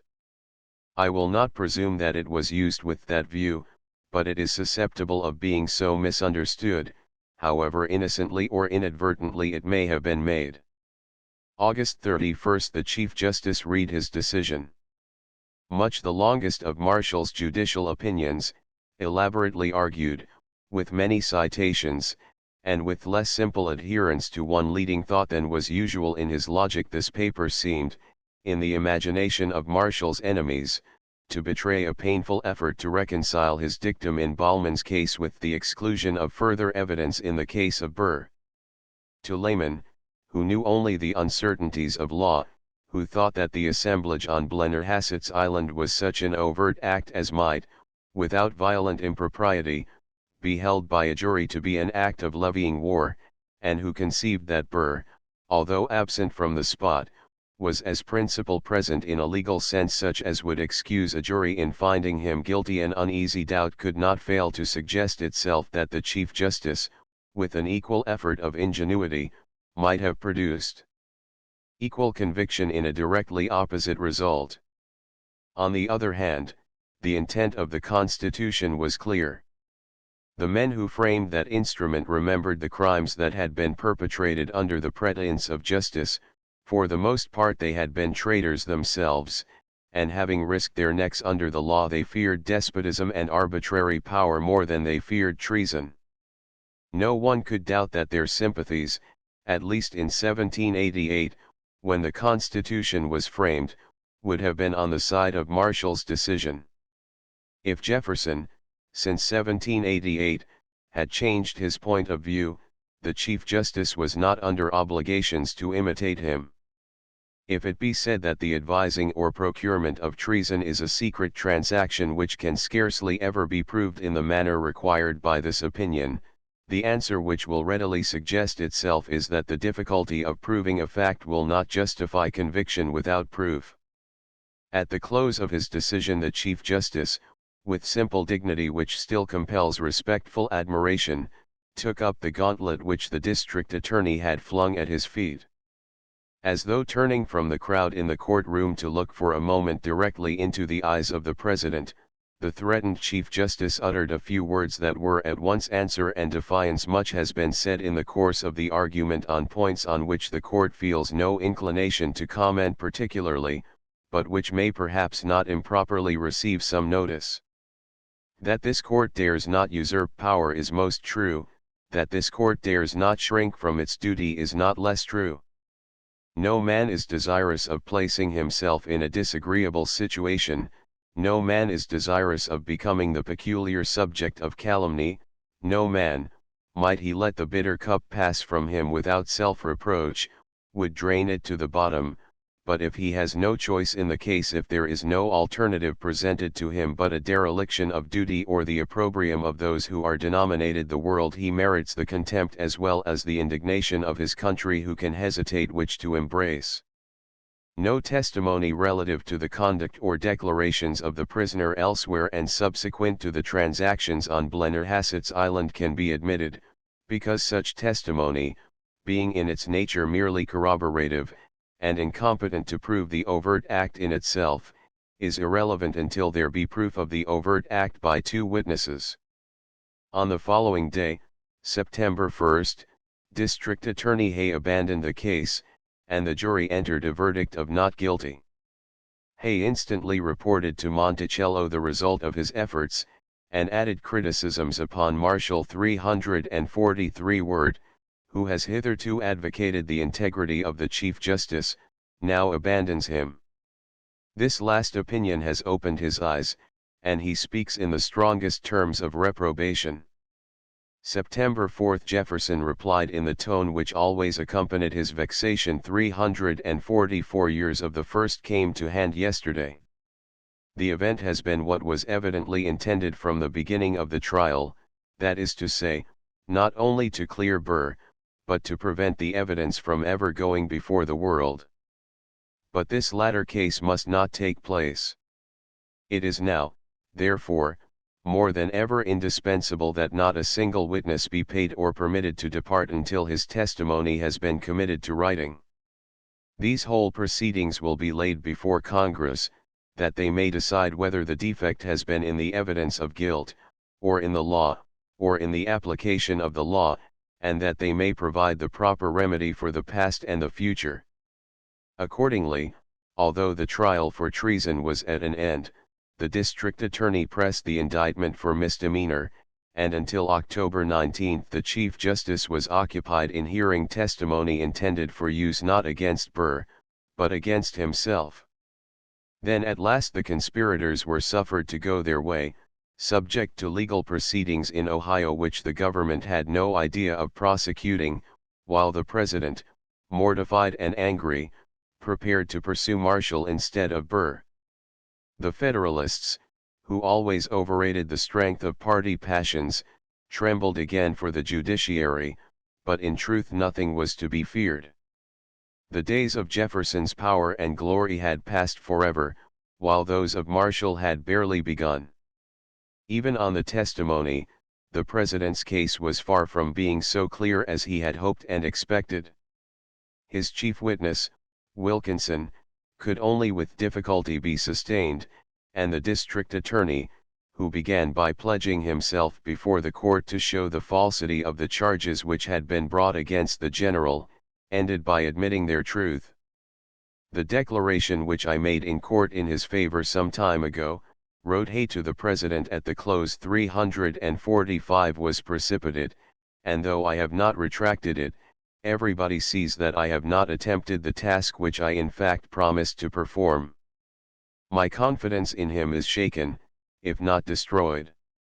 I am sorry for it, on his own account, on the public account, and because you have expressed opinions in his favor, but you did not know then what you will soon know, and what I did not learn until long after my declaration above mentioned. The hint was strong. If Wilkinson were discredited, Jefferson himself was in danger. To attack the Supreme Court on such evidence was to invite a worse defeat than in the impeachment of Chase. Meanwhile, the country had graver dangers to think about, and enemies at its doors who were not to be curbed by proclamations or impeachments. End of vol. 3. Footnotes: 1 Diary of J.Q. Adams, March 4, 1805, I 373. 2 Jefferson's Writings, Ford, 8. 341 3 Gallatin's Writings, I 227. 4 Jefferson to General Heath, December 13, 1804, Jefferson Manuscripts 5 Jefferson to Robert Smith, January 3, 1805, Jefferson Manuscripts 6 Crown and Shield to Jefferson, January 29, 1805, Jefferson Manuscripts State Department Archives. 7 Dearborn to Robertson, March 20, 1805, State Papers, Volume V, Indian Affairs, I 700.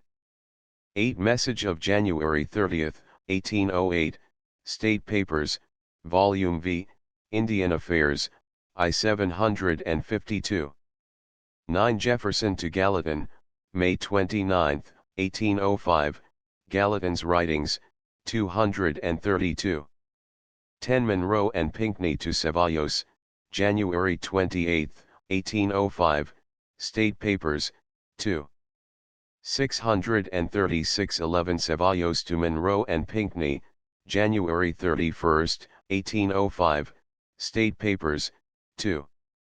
636 12 Monroe and Pinckney to Madison, May 23, 1805, State Papers, 2. 667 13 Pinckney and Monroe to Ceballos, February 5, 1805, State Papers, 2. 640 14 Ceballos to Monroe and Pinckney, February 10, 1805, State Papers, 2. 541 15 Ceballos to Monroe and Pinckney, February 16, 1806, State Papers, 2. 643 16 Ceballos to Monroe and Pinckney, February 24, 1805, State Papers, 2. 644 17 Monroe and Pinckney to Ceballos, February 26, 1805, State Papers, 2. 646 18 Monroe's Diary at Arrangeways, March 16, 1805, Monroe Manuscripts 19 Monroe to Armstrong, March 1, 1805, Manuscripts State Department Archives. 20 Armstrong to Monroe, March 12 and 18, 1805, State Papers, 2. 636 21 Pinckney and Monroe to Ceballos, March 30, 1805, State Papers, 2. 657 22 Monroe and Pinckney to Ceballos, April 9, 1805, State Papers, 2. 658 23 Monroe and Pinckney to Ceballos, April 12, 1805, State Papers, 2. 660 24 Ceballos to Pinckney and Monroe, April 13, 1805, State Papers, 2.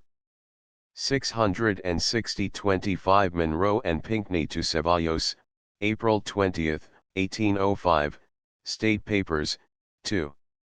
662 26 Monroe and Pinckney to Madison, May 23, 1805, State Papers, 2. 668 27 Pinckney and Monroe to Ceballos, May 12, 1805, State Papers, 2. 665 28 Ceballos to Monroe and Pinckney, May 15, 1805, State Papers, 2. 666 29 Irving to Madison, December 7, 1805, Manuscripts State Department Archives. 30 Armstrong to Monroe, May 4, 1805, Manuscripts State Department Archives. 31 Armstrong to Madison, July 3, 1805, Manuscripts State Department Archives. 32 Cf. Correspondence to Napoleon, XXXII. 321 33 Monroe to Madison, June 30, 1805, Manuscripts State Department Archives. 34 Monroe to Madison, October 18, 1805, State Papers, 3. 106 35 Monroe to Madison, June 3, 1805, State Papers, 3. 93 36 Act of April 10, 1805, Instructions of June 29, 1805, Orders of August 3, 1805. 37 See First Administration, 2. 438 Speech of Sir John Nicol, Advocate General, February 11, 1805, Cobbetts Debates, 3. 407 39 Monroe to Madison, August 16, 1805, State Papers, 3. 103 40 Monroe to Madison, August 20, 1805, State Papers, 3. 105 41 Monroe to Madison, October 18, 1805, State Papers, 3. 106 Monroe to Colonel Taylor, September 10, 1810, Monroe Manuscripts, State Department Archives. 42 New Reasons for Abolishing the Slave Trade, 1807. 43 War in Disguise, pages 131 to 133. 44 Boson K., Causes of the Depreciation, etc. p. 42. 45 Jefferson to Madison, March 23, 1805, Madison Manuscripts. 46 Madison to Jefferson, March 27, 1805, Jefferson Manuscripts. 47 Jefferson's Writings, Ford, 8. 350 48 cp 8. 49 Madison to Jefferson, August 2, 1805, Jefferson Manuscripts. 50 Jefferson's Writings, Ford, 8. 374 51 Jefferson to Madison, August 7, 1805, Works, 4. 583 52 Jefferson to Madison, August 17, 1805, Jefferson Manuscripts. 53 Madison to Jefferson, August 20, 1805, Jefferson Manuscripts. 54 Jefferson to Madison, August 27, 1805, Works, 4. 585 55 Madison to Jefferson, September 1, 1805, Jefferson Manuscripts. 56 Gallatin to Madison, August 6, 1805, Gallatin's Writings, I-237. 57 Madison to Jefferson, September 1, 1805, Jefferson Manuscripts. 58 Gallatin to Jefferson, September 12, 1805, Gallatin's Writings, I-241. 59 Gallatin to Jefferson, May 30, 1805, Gallatin's Writings, I-233. 60 Robert Smith to Jefferson, September 10, 1805, Jefferson Manuscripts. 61 Jefferson to Madison, September 16, 1805, Works, 4. 587 62 Madison to Jefferson, September 30, 1805, Jefferson Manuscripts. 63 Jefferson to Madison, September 18, 1805, Jefferson Manuscripts. 64 Jefferson's Writings, Ford, 8. 380 65 Madison to Jefferson, October 16, 1805, Jefferson Manuscript 66 Madison to Jefferson, September 14, 1805, Jefferson Manuscript 67 Jefferson's Writings, Ford, 8. 380-68 Jefferson's Writings, Ford, 8. 381-69 Madison to Jefferson, September 30, 1805, Jefferson Manuscript 70 Cabinet Memoranda, Jefferson's Writings, Ford, I 308. 71 Turow to Madison, 26 Thermidor, and 13. August 14, 1805, Manuscript State Department Archives. 72 Jefferson to Madison, August 25, 1805, Works, 4. 584 73 Madison to Jefferson, September 1, 1805, Jefferson Manuscript 74 Turow to Talleyrand, 20 Messiter, and 13. July 9, 1805, Archives de F. Etr. Manuscript 75 Turow to Talleyrand, 30 Germinal, and 13. April 20, 1805, Archives de F. Etr. Manuscript 76 State Papers, 2. 728-77 Napoleon to Talleyrand, 22 Thermidor, and 13. August 10, 1805, Correspondence, 11. 73-78 Talleyrand to Armstrong, 29 Thermidor, and 13. August 16, 1805, State Papers, 2. 726-79 Turow to Madison, January 3, 1806, State Papers, 2. 726-80 State Papers, 2. 682 to 695. 81 Fragments of Voyages and Travels, by Captain Basil Hall, R.N., F.R.S., London, 1856. 82 Gallatin to Jefferson, April 16, 1807, Works, I 335. 83 Mary to Mulgrave, September 2, 1805, Manuscripts British Archives.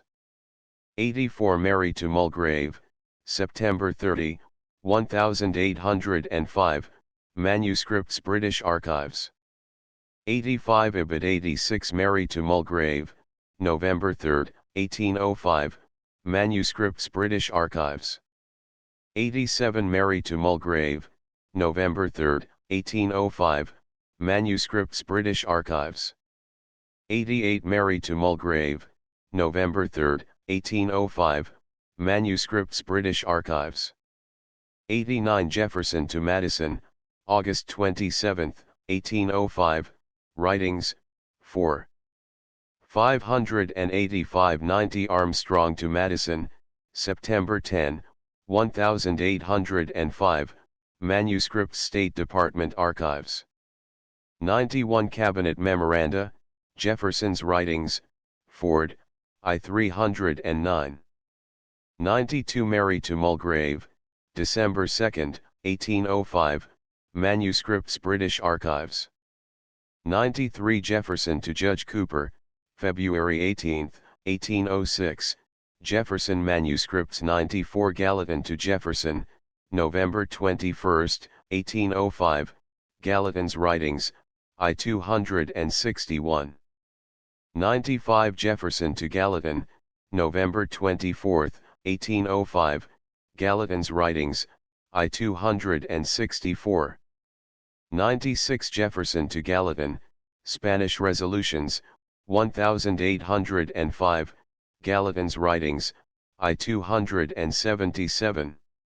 97 Gallatin to Jefferson, December 3, 1805, Gallatin's Writings, I 278.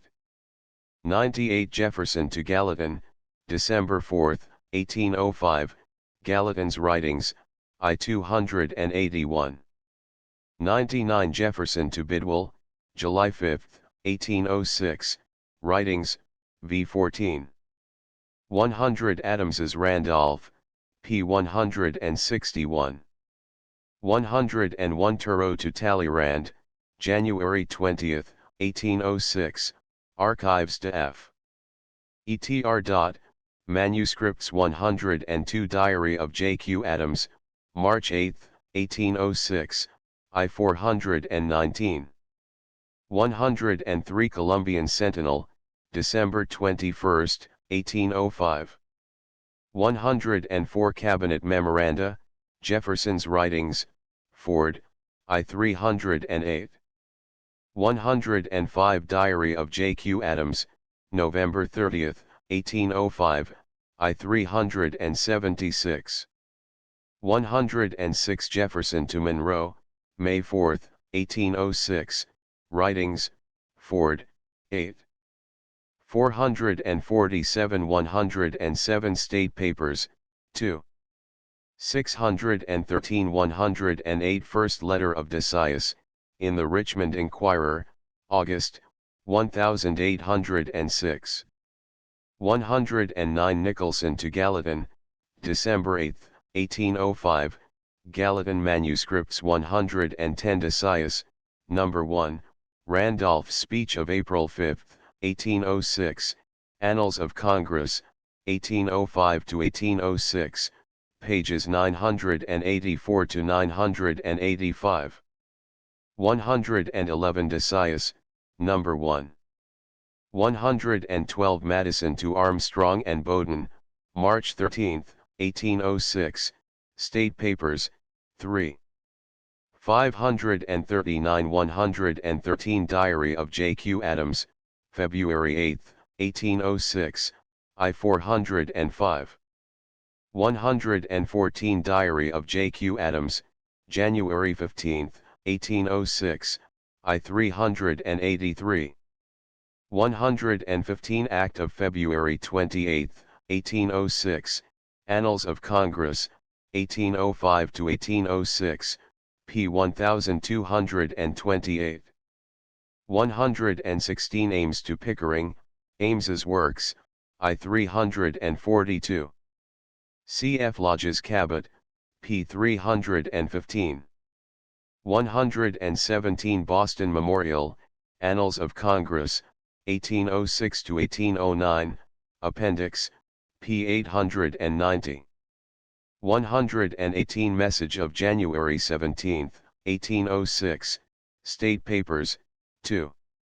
727 119 Annals of Congress, 1793 to 1795, p. 155.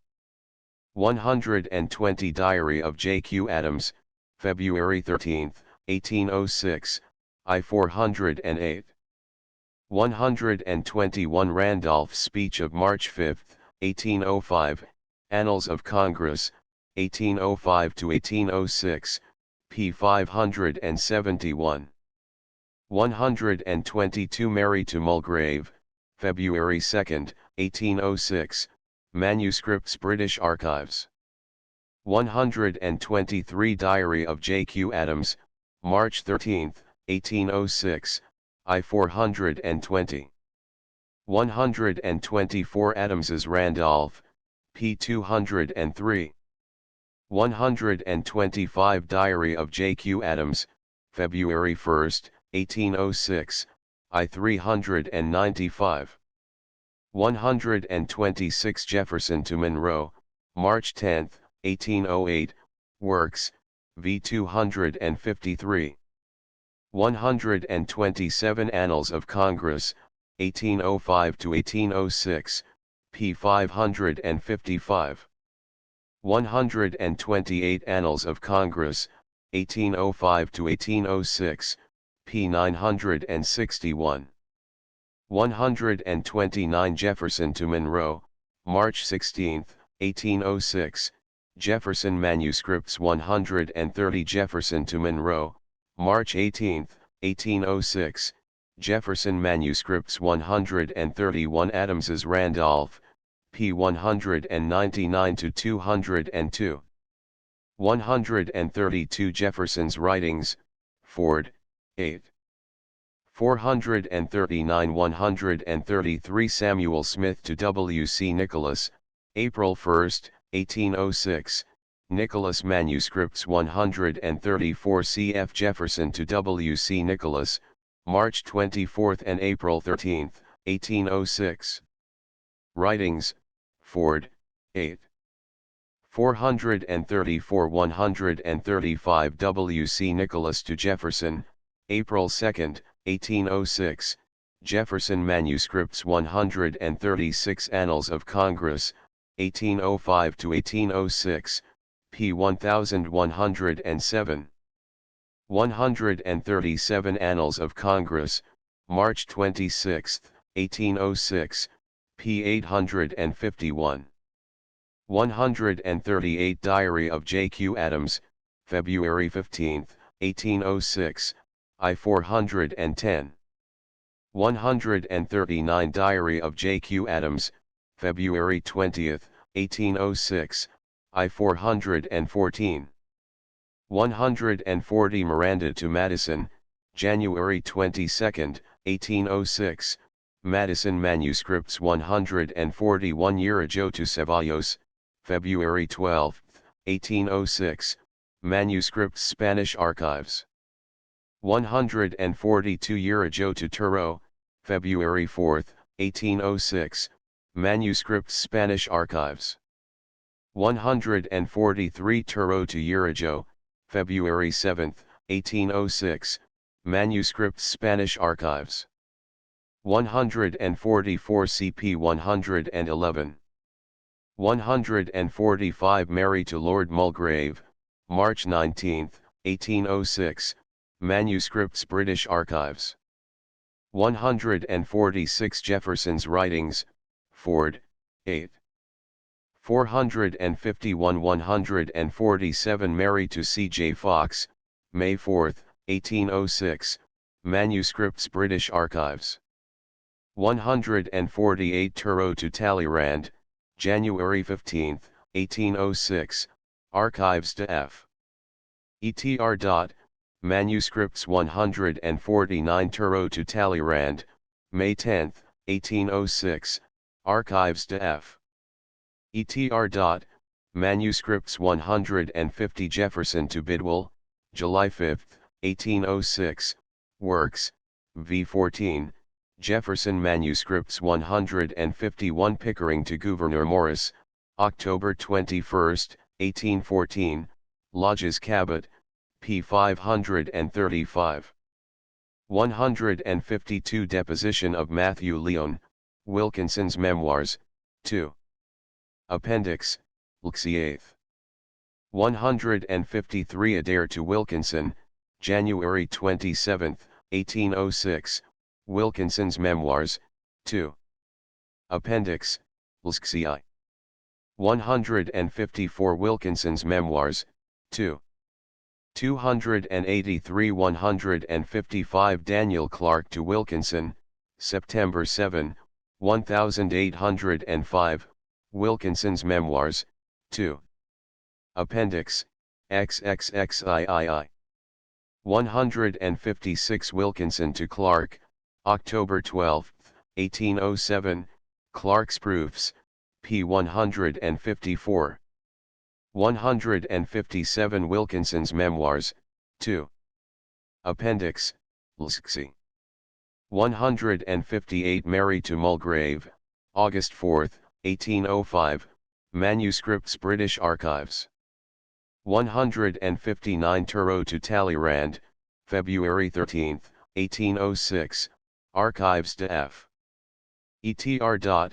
Manuscripts 160 Wilkinson's Evidence, Burr's Trial, Annals of Congress, 1807 to 1808, p. 611. 161 Wilkinson's Memoirs, 2.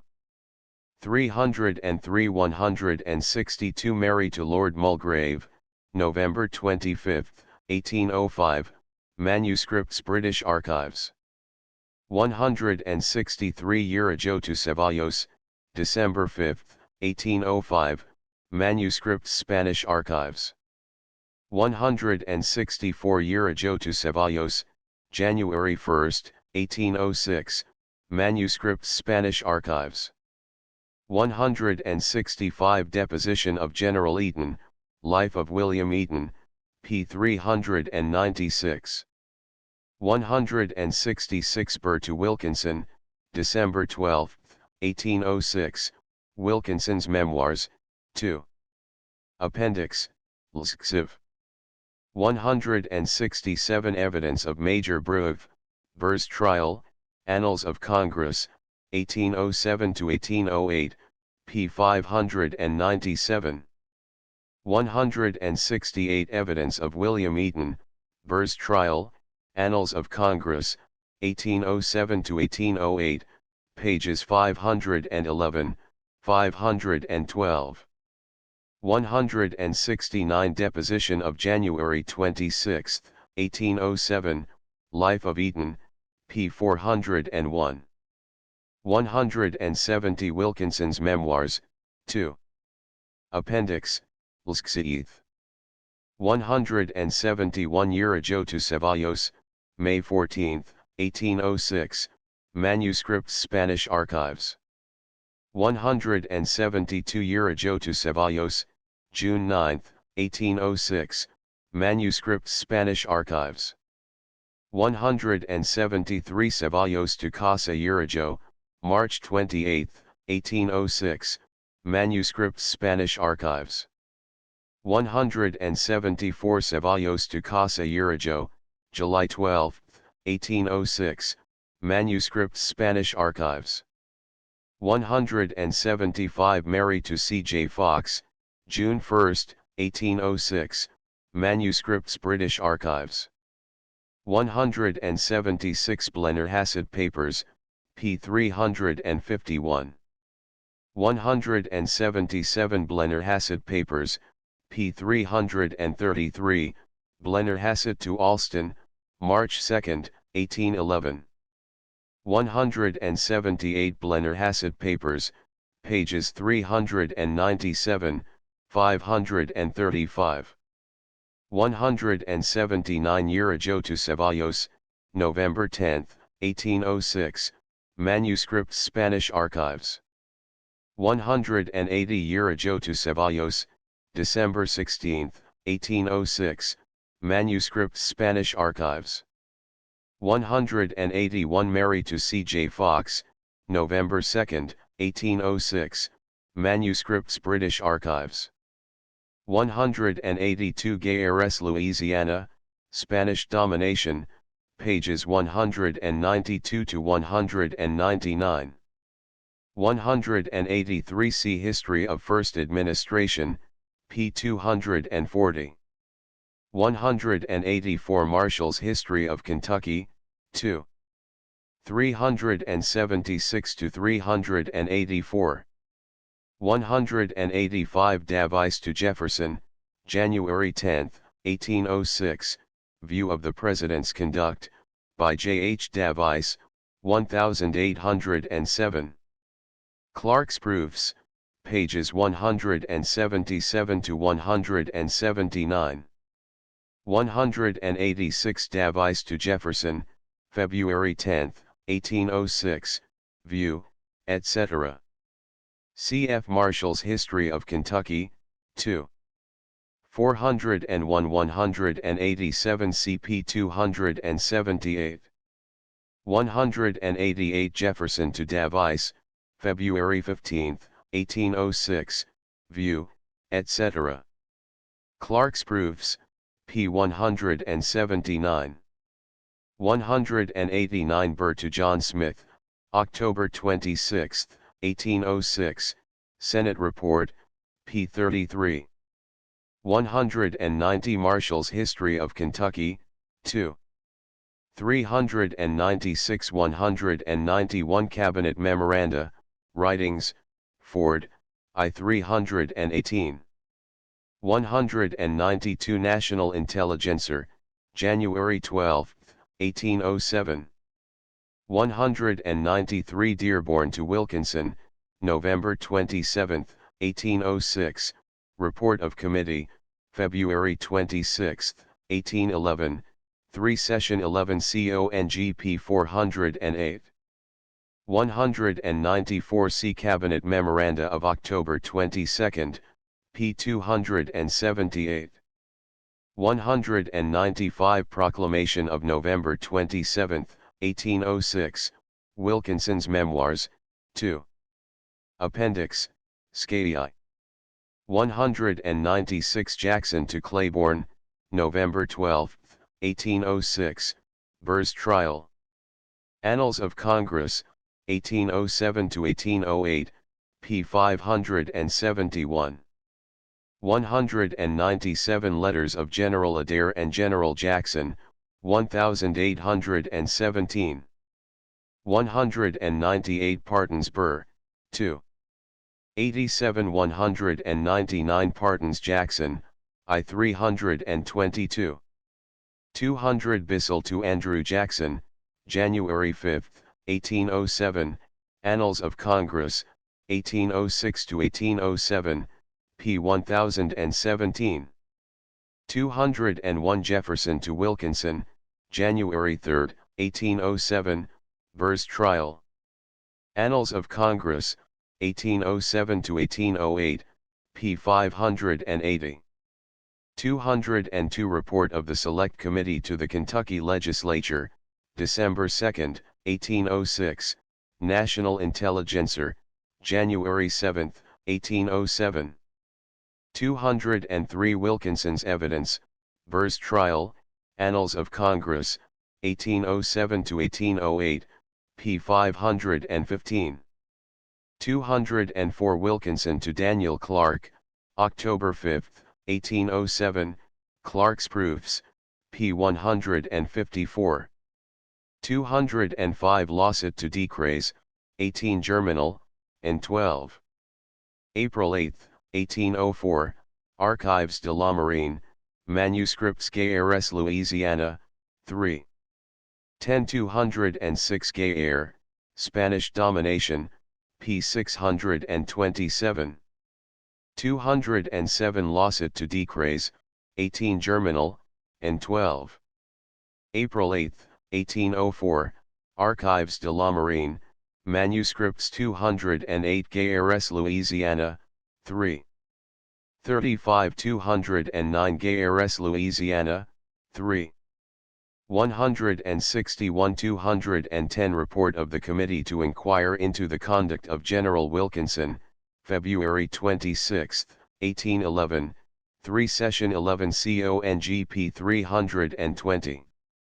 211 Gayres Louisiana, 3. 151 212 Gayres Louisiana, 3. 153 213 Gayres Louisiana, 3. 154 214 Clark's Proofs, p. 145. 215 Clark to Wilkinson, October 2, 1806, Clark's Proofs, p. 157. 216 Wilkinson's Evidence, Burr's Trial, Annals of Congress, 1807 to 1808, p. 518. Evidence of Lieutenant Spence, Report of House Committee, February 26, 1811, 3 Session 11 CONG, p. 312. 217 Wilkinson to Smith, September 28, 1806, Senate Report, December 31, 1807, p. 41. 218 CP 253.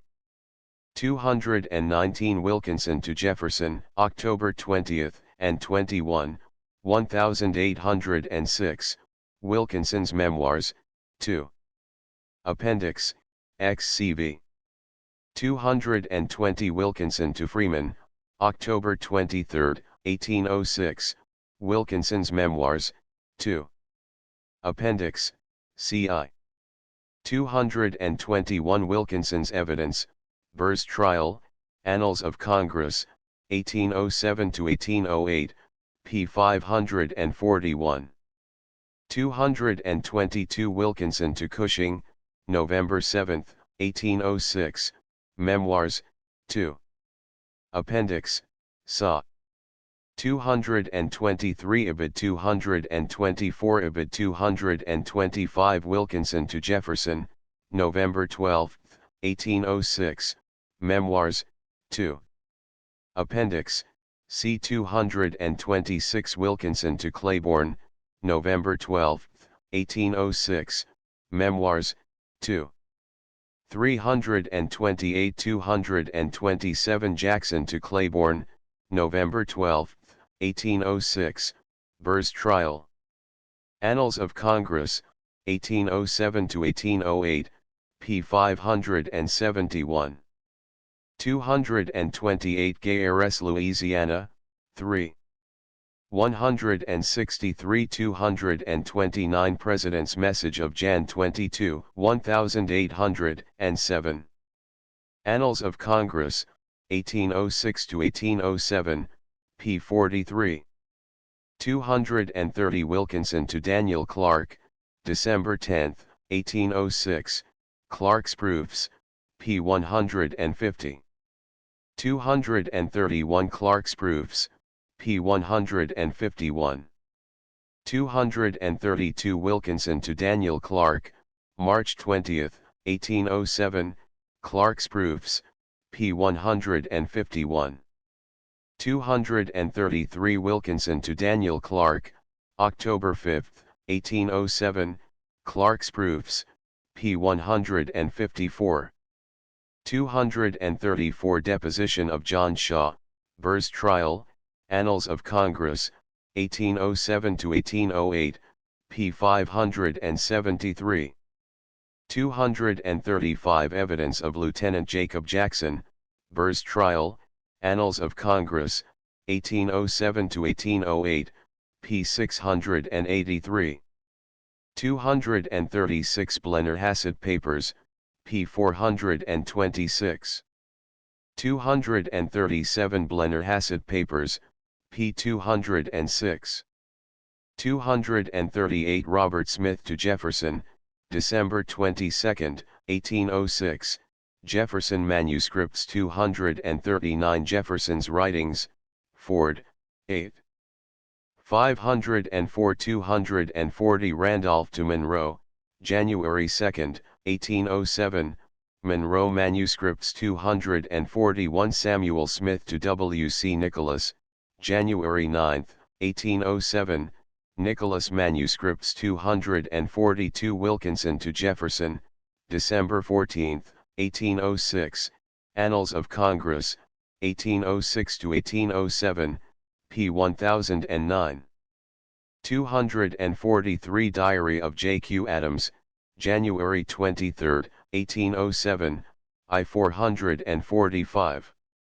244 Diary of J. Q. Adams, February 21, 1807, I 459. 245 Urijo to Ceballos, January 28, 1807, Manuscripts Spanish Archives. 246 Clark's Proofs against Wilkinson, 1809. 247 Jefferson's Writings, Ford, 8.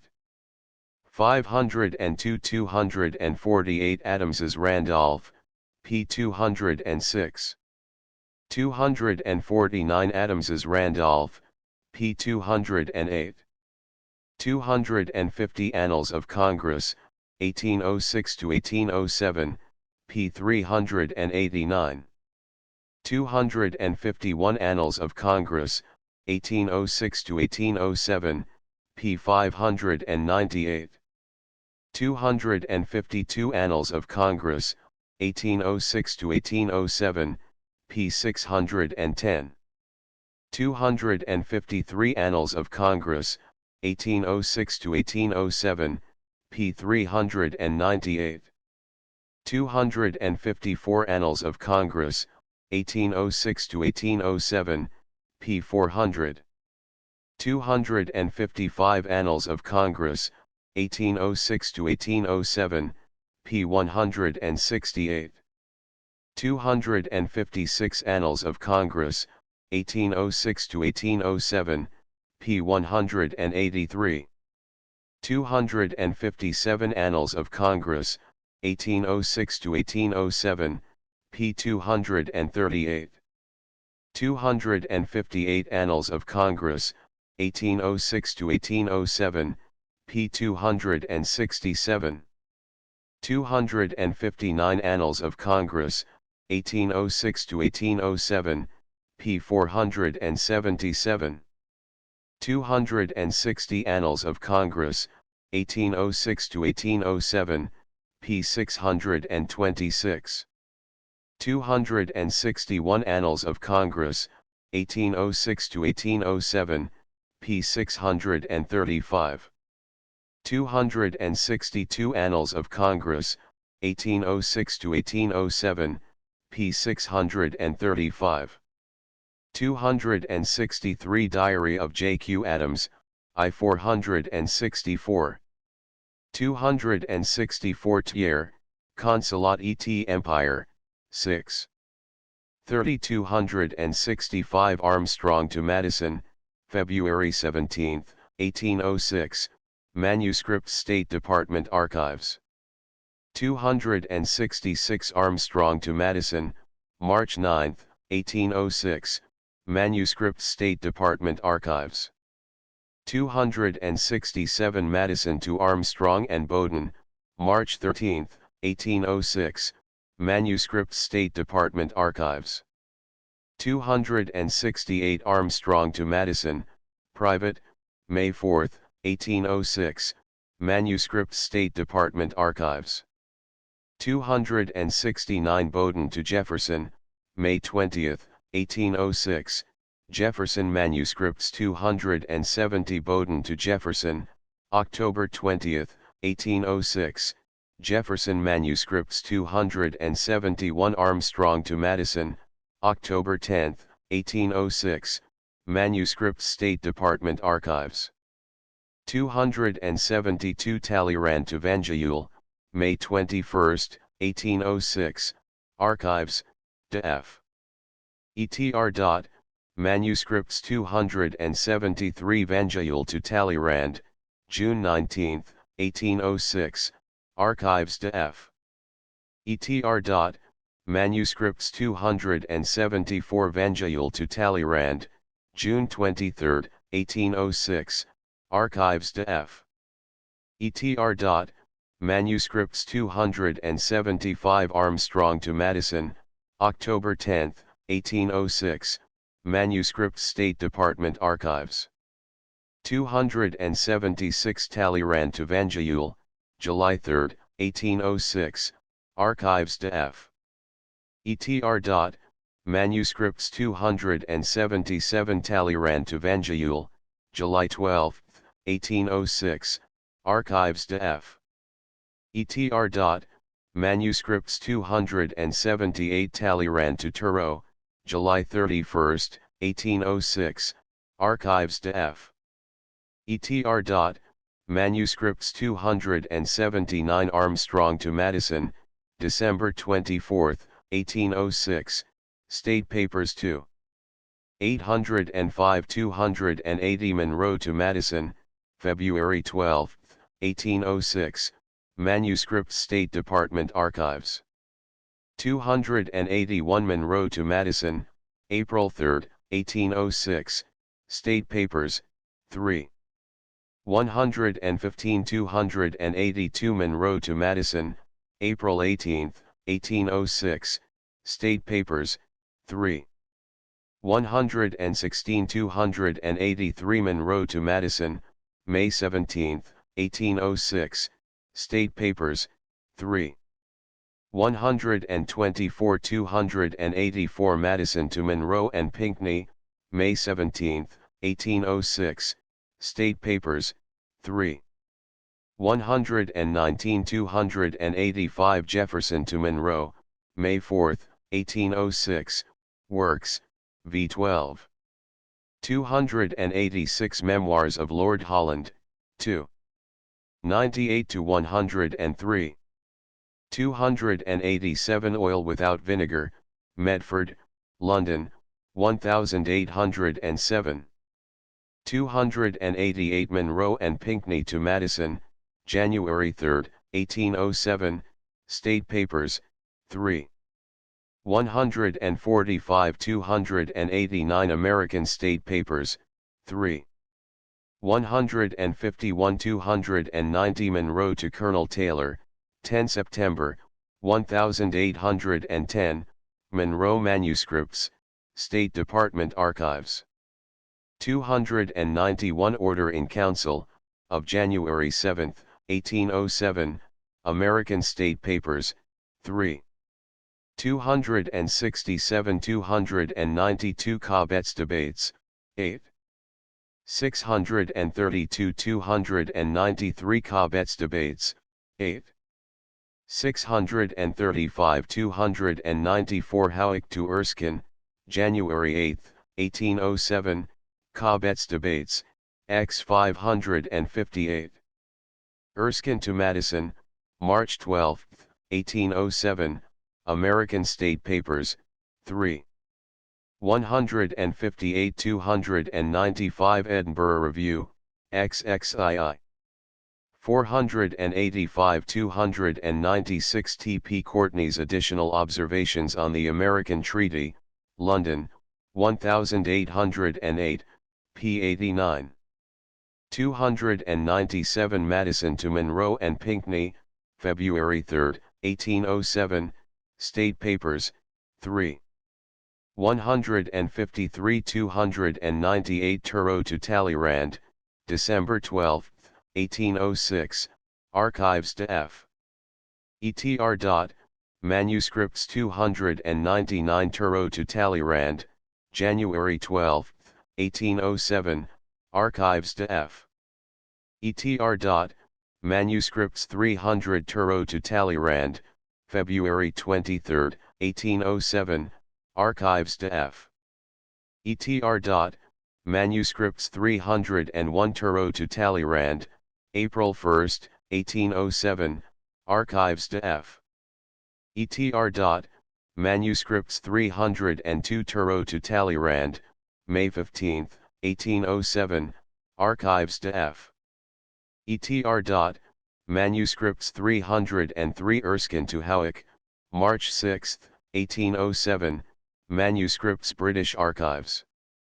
304 Diary of J. Q. Adams, I 495. 305 S. Smith to W. C. Nicholas, March 4, 1807, Nicholas Manuscripts 306 S. Smith to W. C. Nicholas, March 4, 1807, Nicholas Manuscripts 307 Madison to Erskine, March 20, 1807, State Papers, 3. 158 308 Same to Same, March 29, 1807, Ibid, 159.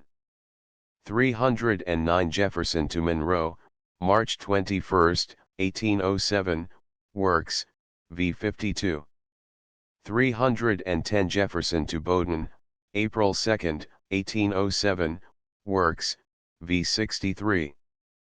311 Madison to Jefferson, April 20, 1807, Jefferson Manuscripts 312 Madison to Jefferson, April 24, 1807, Jefferson Manuscripts 313 Jefferson to Madison, April 21, 1807, Works, v. 69.